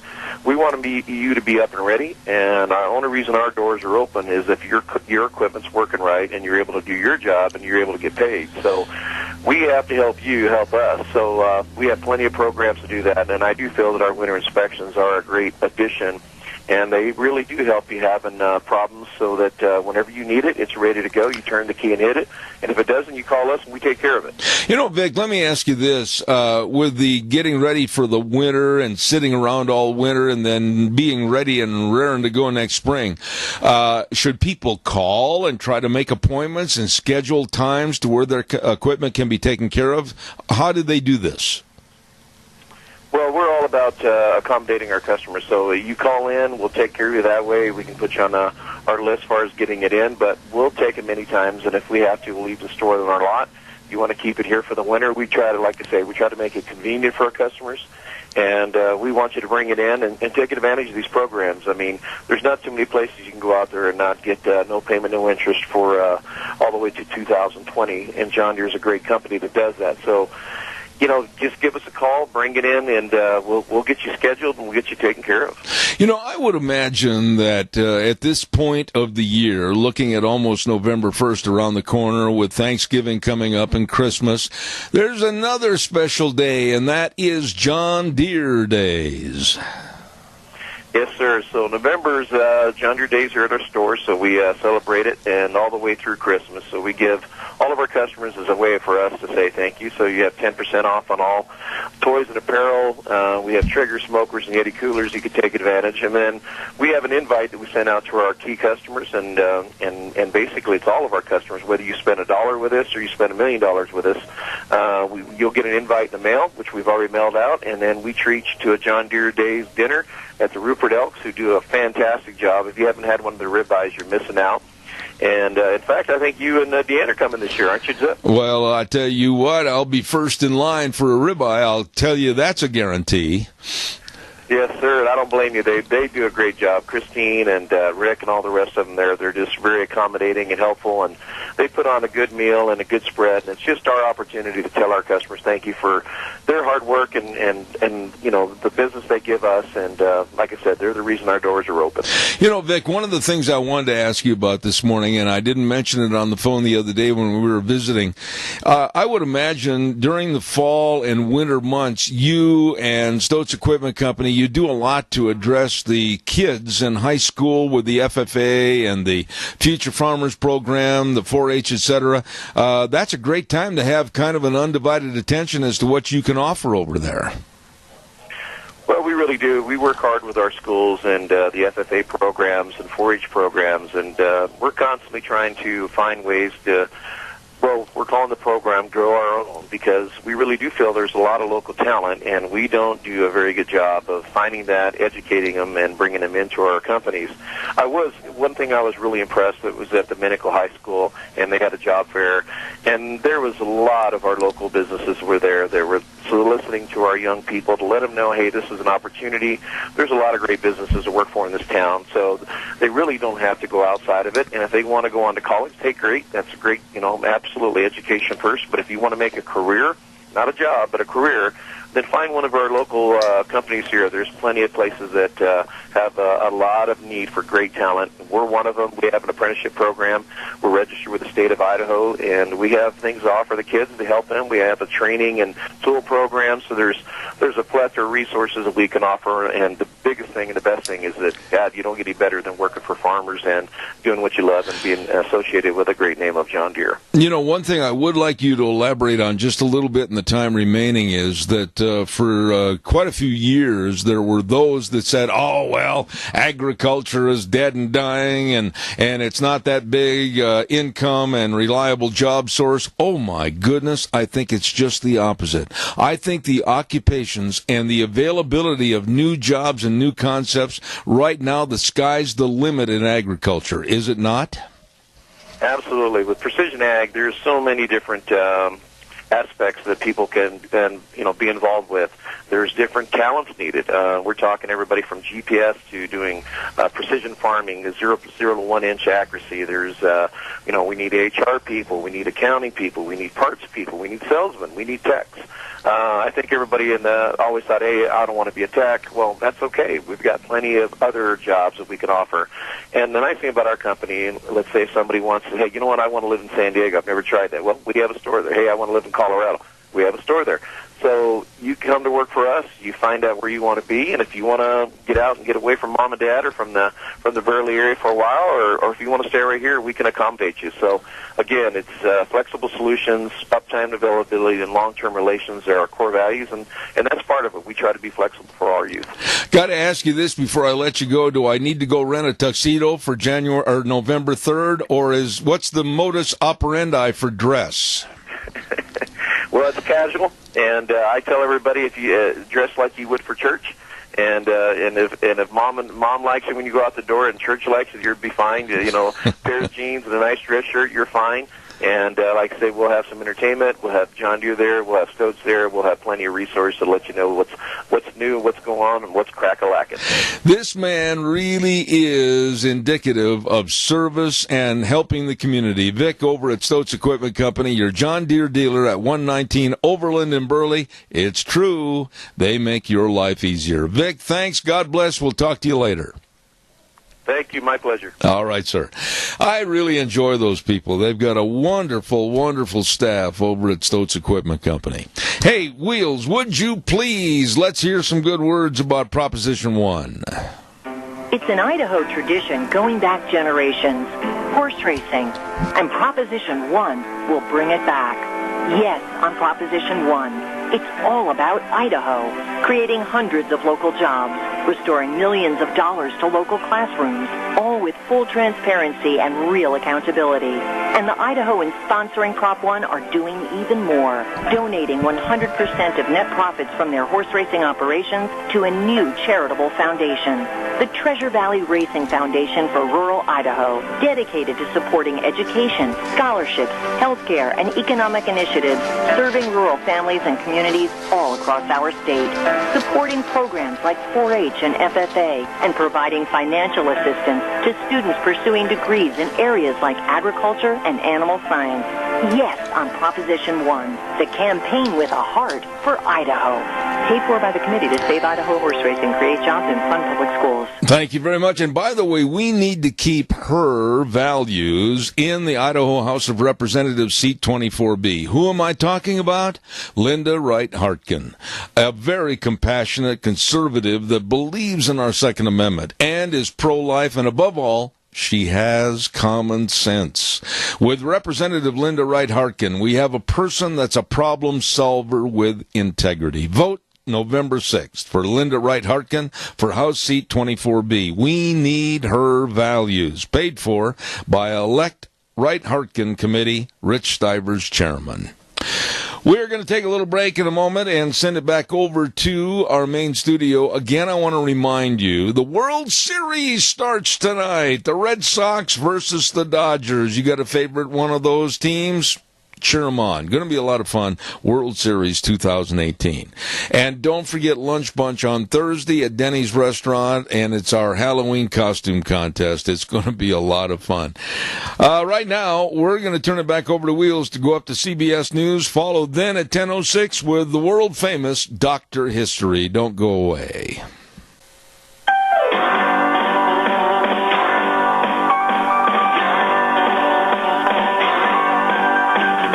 Oh, look at the day. It's soggy. It's really wet out there.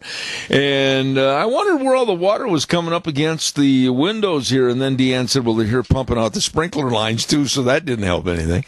Morning, everybody. Zeb at the Ranch. And, of course, our major sponsor, your Magic Valley Les Schwab Tire Centers. All 7 locations serving you with a great big fall tire sale. And, of course, some of our great advertisers like Burley Physical Therapy and Rehabilitation with Nick Greenwell and the staff at 1263 Bannon Avenue, Suite 2 in Burley, helping you get back to being you. We're going to have our dear friend on in the air in just a moment, and that's, of course, Dr. History. But right now we're going to talk about Ramsey Heating and Electric offering service you can trust along with Lennox products to help keep you more comfortable and save you money. Ramsey Heating and Electric offering up to $1,600 in rebates on qualifying equipment purchases. You better call right now, 678-0459. Find out more from Ramsey Heating and Electric at 2600 Overland Avenue in Burley. Over 6 decades of serving you. Well, here he is. His entourage is waiting out in the other room, eating cake and cookies and coffee supplied by my house every time they show up. Good morning, Dr. History. Good morning, Zeb. How are you? Good. A little wet out there, but, that's all right. At let's say the weekend, Saturday and Sunday, the weather forecast didn't say all this moisture. Yeah. But, it settles the dust a little, and it'll slow the farmers down a little bit. Yeah, a little bit. Not bad. I know some of them are on the waning stages that wanted to get finished this week. Oh, yeah. Real close. Tip that mic down just a touch. How's that? No, you're perfect. Okay. I mean, you're not perfect. Yes, I am. You're not perfect, but anyhow, what is the subject matter for today? Well, you mentioned that you had a caller that really enjoyed listening to stories that happened close by here in southern Idaho. Yeah. And I'm going to use this book that I used last week by this guy named Charles Walgamot, that came here as a 19-year-old boy and lived here and married and one thing another. Where did he come from? He actually came from it was back east someplace, Iowa. Actually. Iowa. He was from Iowa, but he came back out here and worked at the stage stations with his sisters and brother-in-laws. Yeah. And anyway, so these over are here at Strickers, right, and over at City of Rocks. He was over there too. Both of part them. of the time. Yeah. Oh, I didn't know that. Yeah. So I like his stories because they're pretty much right on the money, I believe. Does it ever occur to you? I'm sure it does when you're reading all these history books and everything, that distance and time in the 1800s was basically irrelevant.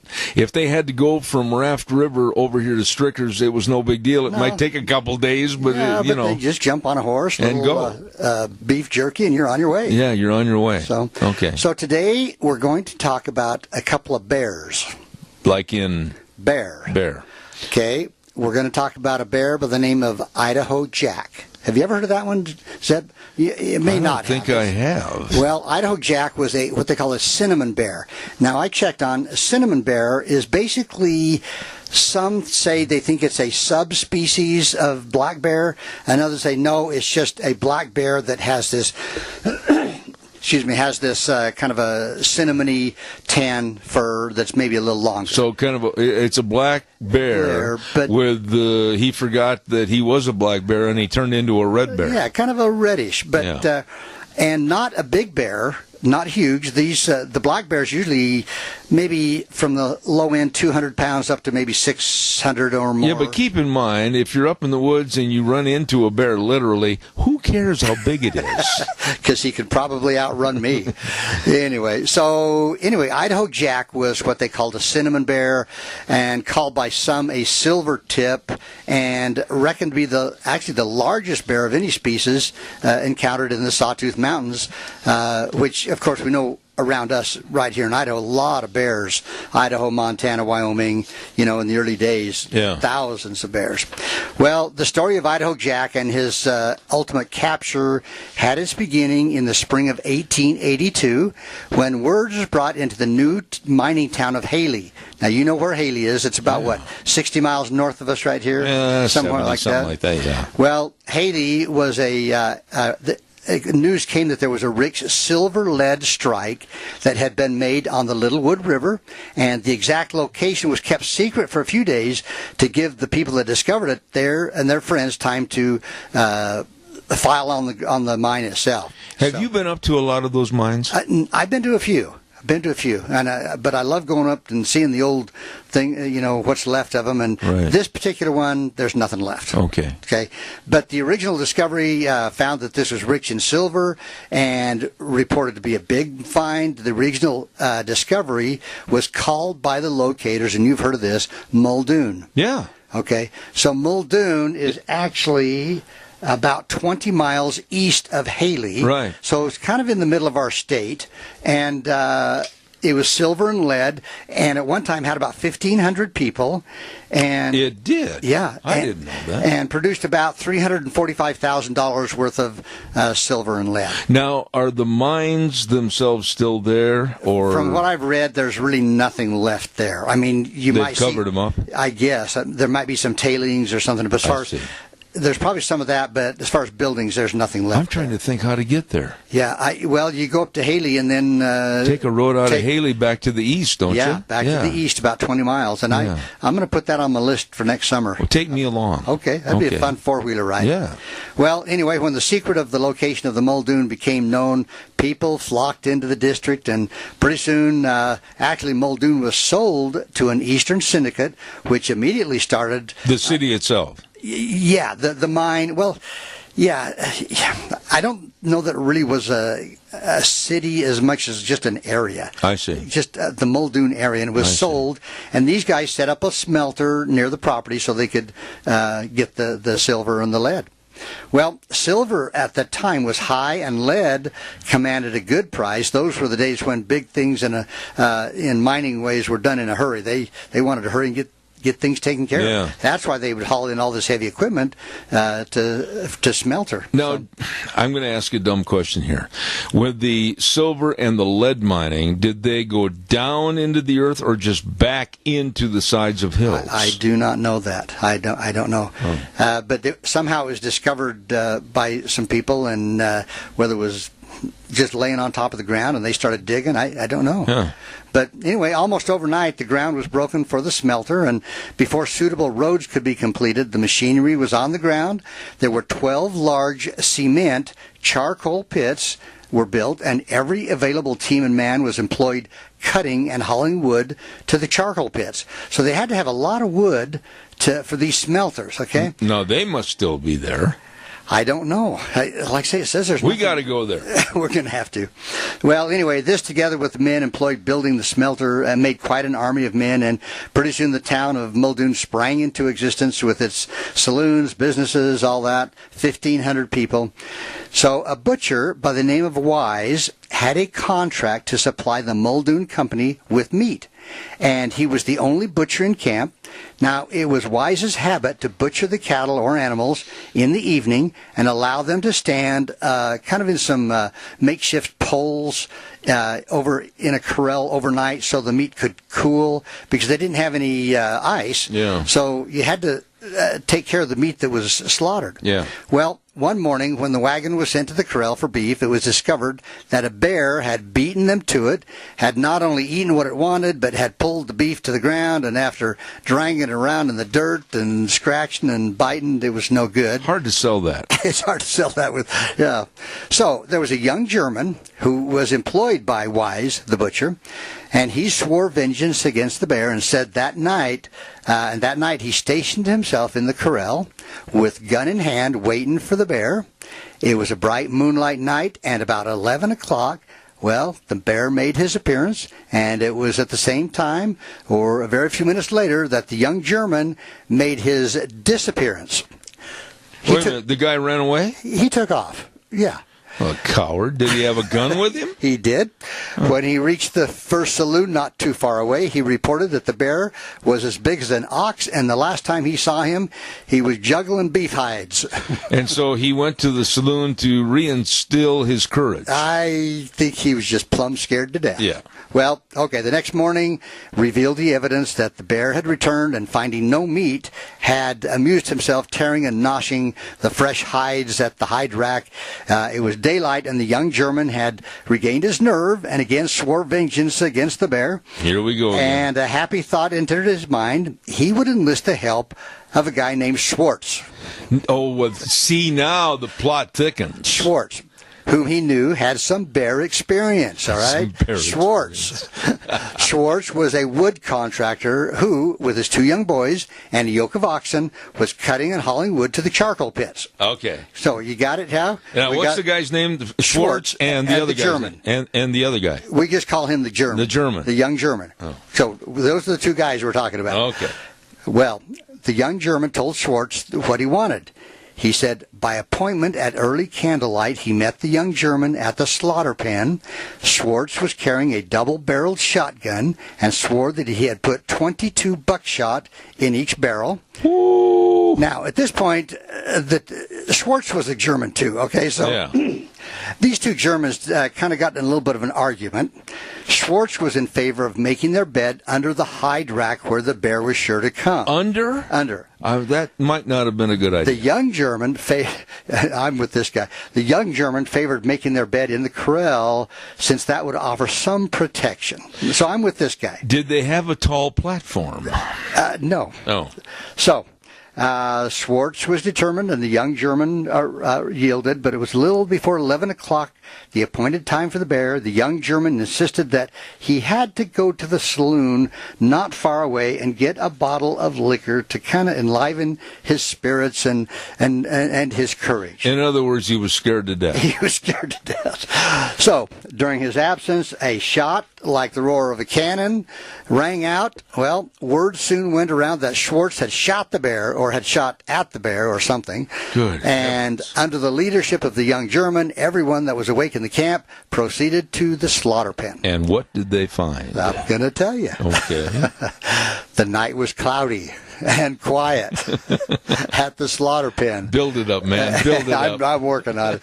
And no one was brave enough to approach close because they were afraid that Schwartz might mistake them for a bear and shoot. He was shooting buckshot, right? It's dark, pretty much. Well, or if the bear had killed Schwartz, he still might be holding the fort and would be bad company to run into. So they all went to the saloon. No, not yet. Okay. So after considerable calling and whistling, Schwartz appeared. So excited he could not speak either English or German. Finally, he cooled down enough to relate that the bear had come so quietly that Schwartz did not know of his presence until this big form appeared standing up on his hind feet 10 or 12 feet away from him. Well, from a sitting position, and I'm not sure why he was in a sitting position, he fired one barrel into this bulky body, and then a great commotion started as the bear began fighting the earth and throwing dirt and gravel and just going all over the place. Almost blinded old Schwartz, who held his position. He was ready to fire the other barrel. And he's on the ground. Yeah, he's sitting on the ground with his shotgun. Did anybody ever check his sanity? Well, in a few minutes, everything was quiet and remained so until the crowd reached the scene. I see. Got it? Got the picture? I do. So, with caution, the crowd approached the hide rack. Got it. A fire was built, and the evidence of the conflict showed that the bear, in its agony, had dug and thrown dirt until Schwartz's bed was almost covered with soil, gravel, blood. The loose earth showed that the bear was bleeding at the mouth, and at daylight, finally, he was found dead a few yards away with this .22 buckshot in the vicinity of his lungs. Okay. Wow. We're not done, Zeb. Wait a minute. You got the bear. No. We're going on. Back to the saloon. Not yet. Schwartz, with the aid of his ox teams and a log chain, loaded the bear on the wood rack, drove it to the smelter where it tipped the scales at nearly 900 pounds. Holy moly. So, that was bear number one. Now we're going to bear number two. I didn't know there was two. I know. That's why I don't tell you ahead of time. Oh. So it was during the last days of September, and bear were putting on fat, getting ready for their winter. Schwartz was an old friend of this Charles Walgamot that I've talked about. Yeah. So he knew Schwartz. All right. So there were more than one bear. Yeah. So anyway, Schwartz was an old friend of this Charles Walgamot, and he sent a piece of the meat to Charles's house. Excuse me. You're getting choked up over this. And it was a choice cut off the loin, and it was about 9 inches of pure fat on that piece of meat. And he said, "This my wife trimmed off to render out." In other words, boil. Okay. Yeah. So knowing that this was a very old bear, she concluded to boil it until tender and then roast it. She tells me that she remembers that at intervals of about every hour, she was compelled to skim off the grease, and after boiling the meat for 2 days, she had every vessel in the house full of bear grease, and the meat was tough as ever. Holy smokes. Sounds really delectable to me. Okay, here we go. And about this time, word filtered to the camp that the Muldoon mine was about done. It was towards the end of its life. And almost immediately all the work shut down. The camp was beginning to depopulate, but it had enabled Schwartz and his 2 boys to make a good winter's grub steak. And the bear incident had encouraged Schwartz to attempt to capture the biggest and shrewdest bear that had ever been encountered in the Sawtooth Mountains. Word had reached Schwartz that up on the Bigwood River above Ketchum, a bear had often been seen that experienced mountain men pronounced the biggest and most cunning animal of the bear family that they had ever seen. A great many attempts had been made to shoot or trap this bear, but he'd never been shot or caught, and they named him Idaho Jack. And this is bear number 2. This is bear number 2. This is his story. Okay? Oh. So it was on a beautiful October day that Schwartz and his 2 sons went into camp on Bigwood River, some distance above Ketchum, and in the neighborhood of where he had been informed that the bear, Idaho Jack, made his home. He was impatient to get into Jack's haunts and learn something about his habits, and as soon as the temporary quarters had been established, he left the boys to put the camp in shape for a permanent stay while he scouted out the country. Now, there was no snow excepting high up on the mountains on the first few days' investigation, so he really didn't find anything. And, hunters, this elk and deer hunters and bear hunters, they like to have a little skiff of snow on the ground so they can follow some tracks. Sure. So, anyway, occasionally he would find where some bear had been busy turning over rocks for bugs and worms, but the ground was hard, and the bear left no track to indicate his size, but Schwartz was kind of getting familiar with the country by now. So Schwartz is the bear hunter? Haley bear hunter. He Ketchum. Okay. Yeah. Well, one day he was out, he discovered evidence that he felt sure was the work of the big bear. A stump that had been pulled over and loose, disturbed for worms. Wait a minute. If you see a stump that's been turned over by a bear, wouldn't your first inclination be run? Out of here. Run. Well, he figured this was Idaho Jack. Now, if he could get good track in snow so he could follow, he thought that would be good. Now, he was confident that he could shoot and kill Idaho Jack, but he didn't want to do that. He wanted to capture Idaho Jack alive. Capture? Yeah. And he was just a little undecided as to the best method to trap this bear. Oh, I know how to catch one of those polar bears, but I can't tell you on the radio. Know, yeah. Okay. Well, anyway, so he wanted to catch him, but when caught, there would be the danger of so badly crippling him that he would have to be killed, and he didn't want to do that. So each day, Schwartz would go out and look for more evidence of the prize while the boys were putting the camp in shape, and he was just kind of checking out Idaho Jack's territory. Well, it was just after a light fall of snow that Schwartz found the warm trail of Idaho Jack, and it was a whopper, and for several hours, Schwartz leisurely followed this big track as it lumbered through the timber and the rocks, occasionally stopping to tear up some rocks and get some worms and ants and stuff. But anyway, Schwartz knew that he had at least 30 or 40 days to get this prize before winter set in and the bear went into hibernation. Yeah. Now, he decided he was going to use a still trap, a pretty good-sized one with steel jaws. You've seen those great big bear traps. Oh, yeah. And he was aware that it might wound the bear, so he figured on having a way to take care of the bear once he was captured. Now, the first preparation, of course, was a cage. So they made a big cage with iron gratings, doors, and then he also got some chloroform. Okay. Yeah, knock him out. And some bandages. Okay. Yeah. When everything was ready, they headed out, and each time he found the trap, it had been sprung. No bear. No bear. Well, on the morning of the second day, he found the trap was sprung. It was laying in plain sight at the end of the chain. No bear.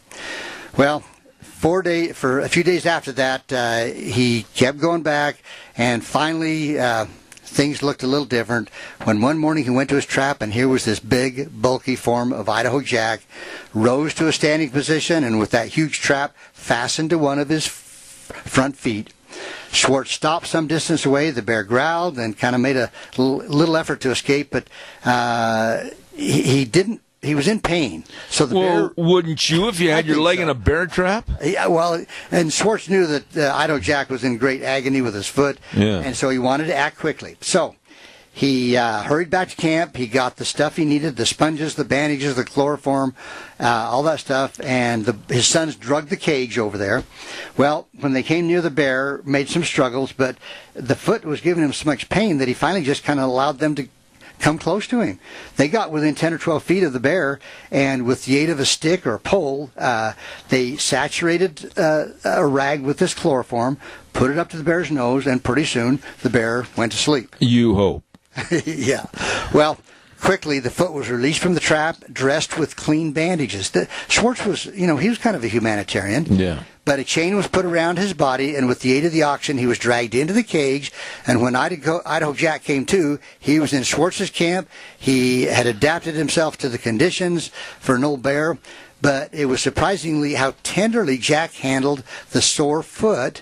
And Idaho Jack didn't mess around with the bandages. Now, you've been around animals, even horses. Yeah. If you've got a bandage somewhere, usually they're going to rub it off. Yeah. But he didn't. He seemed to acknowledge Schwartz's superiority. Who changed the bandages? He did. Schwartz did? Yeah, but what he would do is he would use chloroform each time. Knock him out. Okay. Well, anyway, Idaho Jack was sometimes called a silvertip bear, but most of them said no, he was just a cinnamon bear.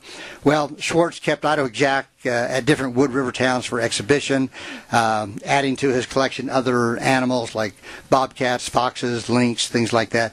Well, when displays of Idaho products were being gathered for the New Orleans exposition in 1885, Governor Shoup of Salmon City, who later became the last territorial and first elected state governor of Idaho, he took an interest in old Idaho Jack. And he offered to have all these animals taken to this exposition in New Orleans. Well, they did end up taking the bear down there to New Orleans, but Idaho Jack was pretty ill-tempered. In fact, he was kind of mean enough that they decided, maybe we shouldn't bring him in amongst all these people at this exposition thing. So anyway, the things went on, and eventually Schwartz sold Idaho Jack, and he came back to Idaho, started a dairy farm in Haley, and we don't really ever know what really happened. You don't even know if they turned the bear loose. Don't know whatever happened to him. He sold the bear. Oh, my. And so he could still be out there. He could be. You better be careful, Zeb. And that's the story. That's the story of Idaho Jack, one of the meanest, orneriest, smartest bears in Idaho. And anyway, I think Schwartz is kind of an ingenious guy to be able to figure out how to capture this bear no kidding. without hurting it. Without hurting it bad, worse, really. Yeah. Wow, the story of Idaho Jack. Thank you very much. Now, I'm sure you already have preparation for your story next week. Oh, definitely. Yeah. I want to thank you for the excellent job you do. Dr. History, Dr. Ken Turner, and this segment, very popular all around the world. I don't know how many countries listen, but you've got a great audience. It's been fun. I've gotten emails back from, actually I got an email back from a guy that's in the military in, I think it's Iraq. Wow. Right now. Wow. Well, we'll plan on seeing you next Tuesday. You bet. I'll be here. Dr. History. Hey, by the way, another great segment on our program takes place on Thursdays, and that's, of course, Cassia County School Days, sponsored by A Child's World at 1308 Overland in Burley. They've got all the children's clothing, and they've got all the games, the puzzles, the toys, the baby furniture, everything. You better stop in and check it out today. A Child's World at 1308 Overland in Burley and Cassia County School Days on Thursdays at 10:10. Right now, let's send it back over to our main studios. We'll be back with more in about 3 minutes. And now, back to Zeb at the Ranch on AM 1230 KBAR. To reach Zeb, call 436-2244 or toll free 1-866-927-4587. And now, here is Zeb Bell. A couple of quick notes. I'm running a little bit behind this morning, but I want to remind everybody about Syringa Plaza, a very, very lovely and affordable senior community right there in Burley, Idaho. I urge you to find out more information. Call the numbers 677-4204. They're located at 626 Elba Avenue in Burley, and it's absolutely serving low-income seniors who maintain an independent living status with or without assistance. Beautiful rooms, and believe me, secure key code entry, fire monitoring and water sprinklers, multi-purpose room for all kinds of activities to visit and associate with your friends. All of this and more at Syringa Plaza As I said, affordable senior community in Burley, located at 626 Elba Avenue in Burley. The number to call, find out more, please, 677-4204. Once again, we need to keep this lady's values in the House of Representatives for the state of Idaho, seat 24B. Linda Wright Hartkin is a compassionate conservative that believes in our Second Amendment and is pro-life, and above all, she has common sense. With Representative Linda Wright Hartkin, we have a person that's a problem solver with integrity. Vote November 6th for Linda Wright Hartkin for House seat 24B. We need her values. Paid for by Elect Wright Hartkin Committee, Rich Stivers, Chairman.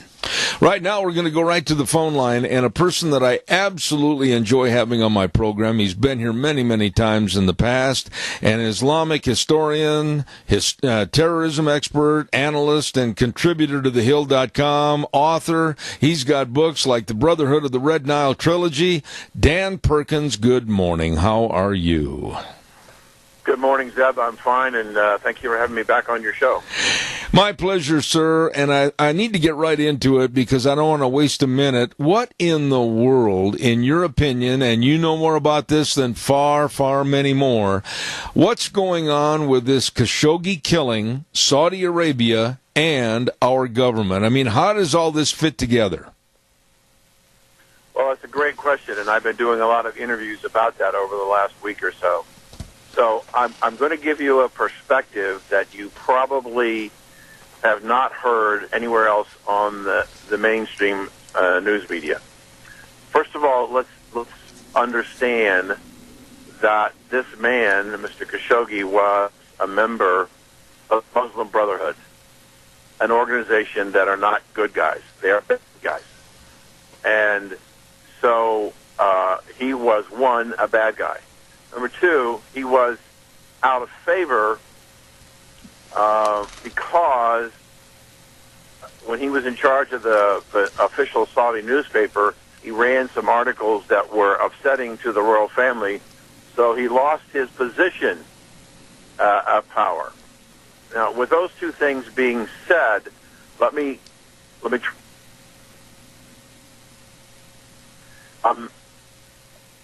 we have no way of knowing for sure how many people have died in Saudi Arabia, been murdered, assassinated, whatever, or in Iraq or Iran or Afghanistan.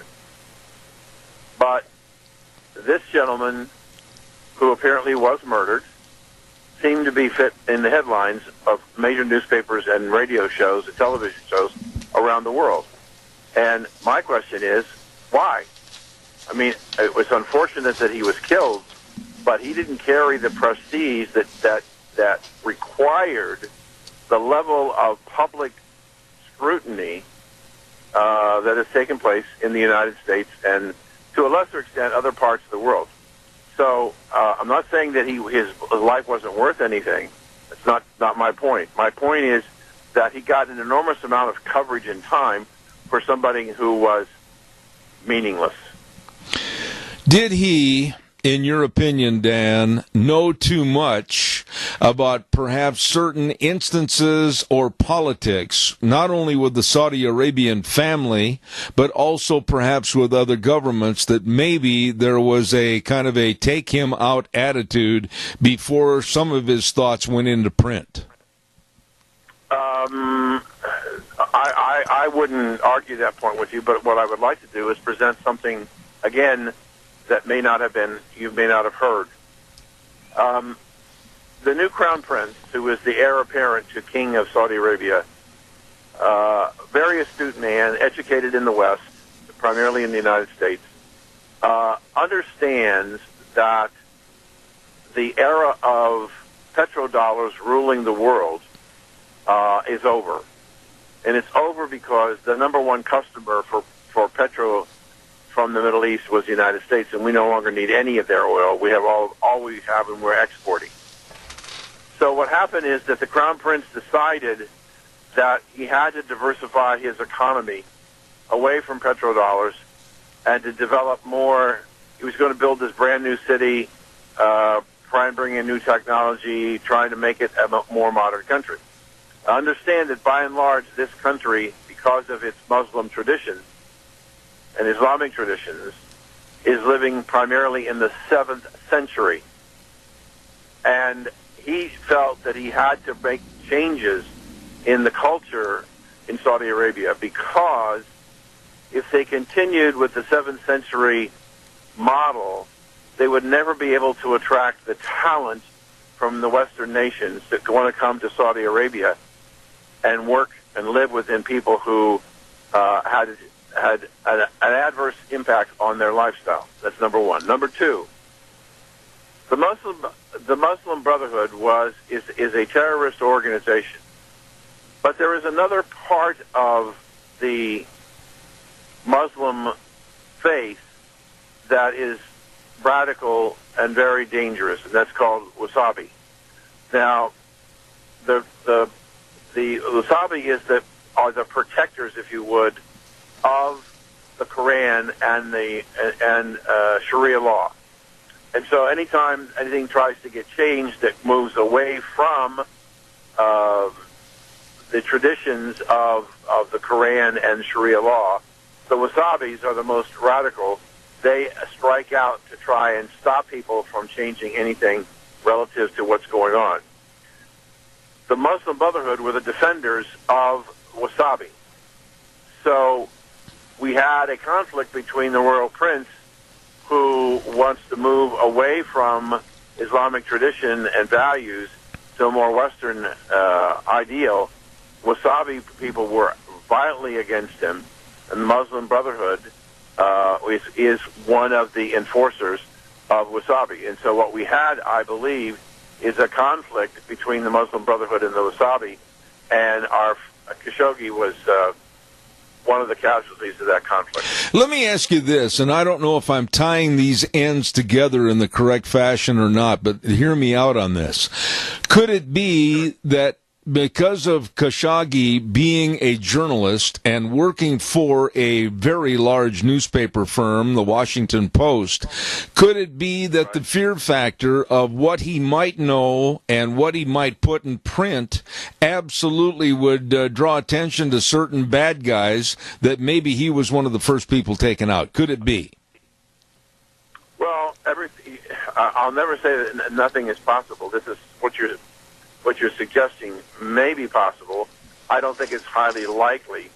I think that the likelihood of him trying to expose something to turn on the Muslim Brotherhood would not have been permitted in the Washington Post. They would not have allowed him to print whatever he wanted to print. So he'd either have to leave the Washington Post and go somewhere else to try and post it, or he would have to abandon his desire to want to bring mayhem to the Muslim Brotherhood and the royal family. So, as I said, I can't say that nothing is impossible. It's certainly possible, but not plausible. But the spider web of this story and of this murder of Khashoggi is continuing with more vagaries, such as the man suspected of killing him died in a car crash. What's going on here?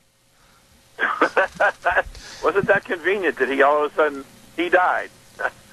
Have we seen that model in many, many different parts of the world, including the United States, where a witness who was supposedly a groundbreaking witness all of a sudden either died of a heart attack or was killed in an automobile accident? Again, you could follow the conspiracy theory angle and say that that's what it was. They were out to silence that person, and you kill one, you got to kill the next one, you got to kill the next one.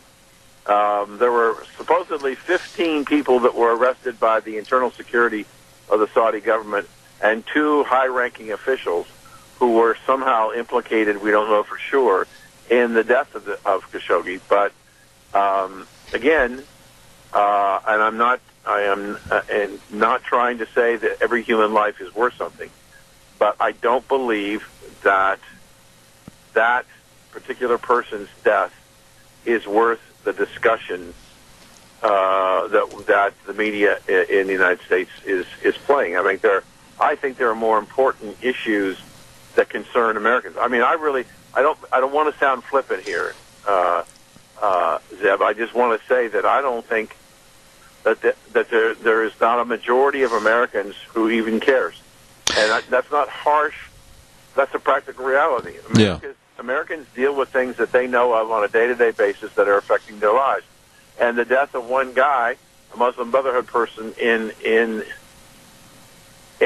Turkey, didn't change their life. No matter how much the mainstream media tried, it hasn't changed their lives and won't change their lives. You know, there are more important things for Americans to think about.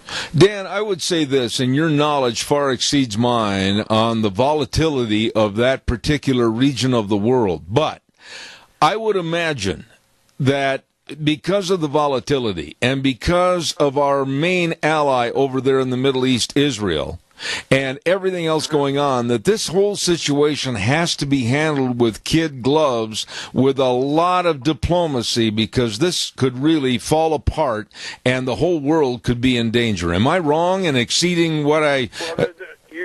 You are talking about something that a lot of people are talking about, again, in the media.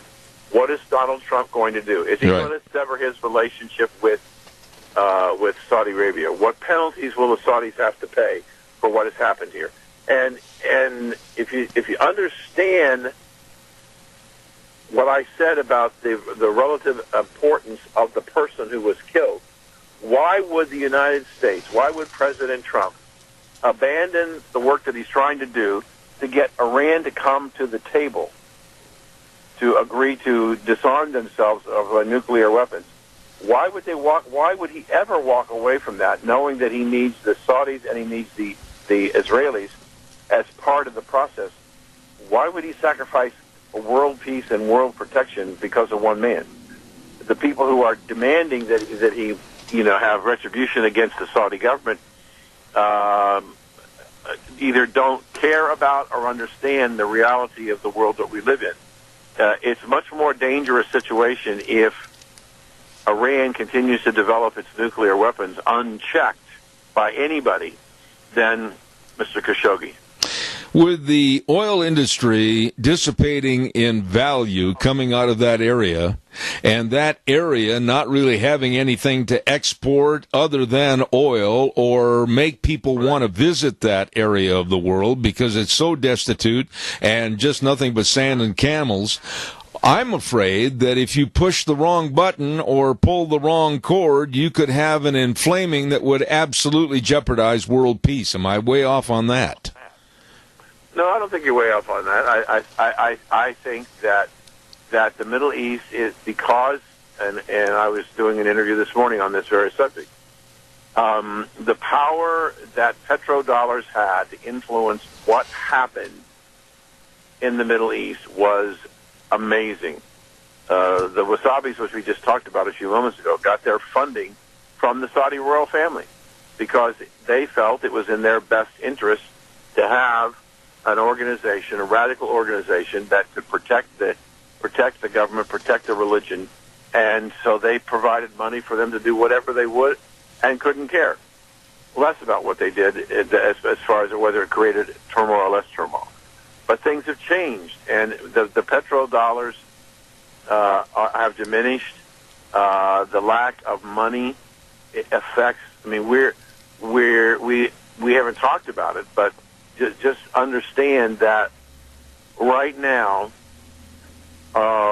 we are in the last stages of implementing the oil embargo from Iran, which will cut their production by about 2/3. And South Korea announced this morning they made their last oil purchase from Iran in September. So they're not buying. So what's happening is the world is getting prepared to not be able to buy Iranian crude, and they were the third largest exporting nation in the world.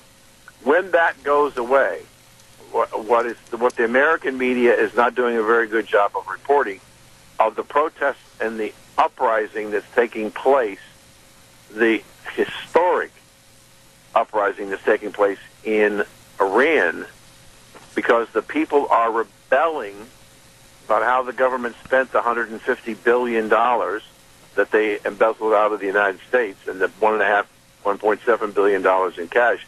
Now they look at the possibilities of that that their principal source of income is going to be cut by 2/3, what are they going to have? So what you have, when I say historic, Zeb, it's very historic because you have Muslim people starting to rebel against a Muslim government run by mullahs and imams.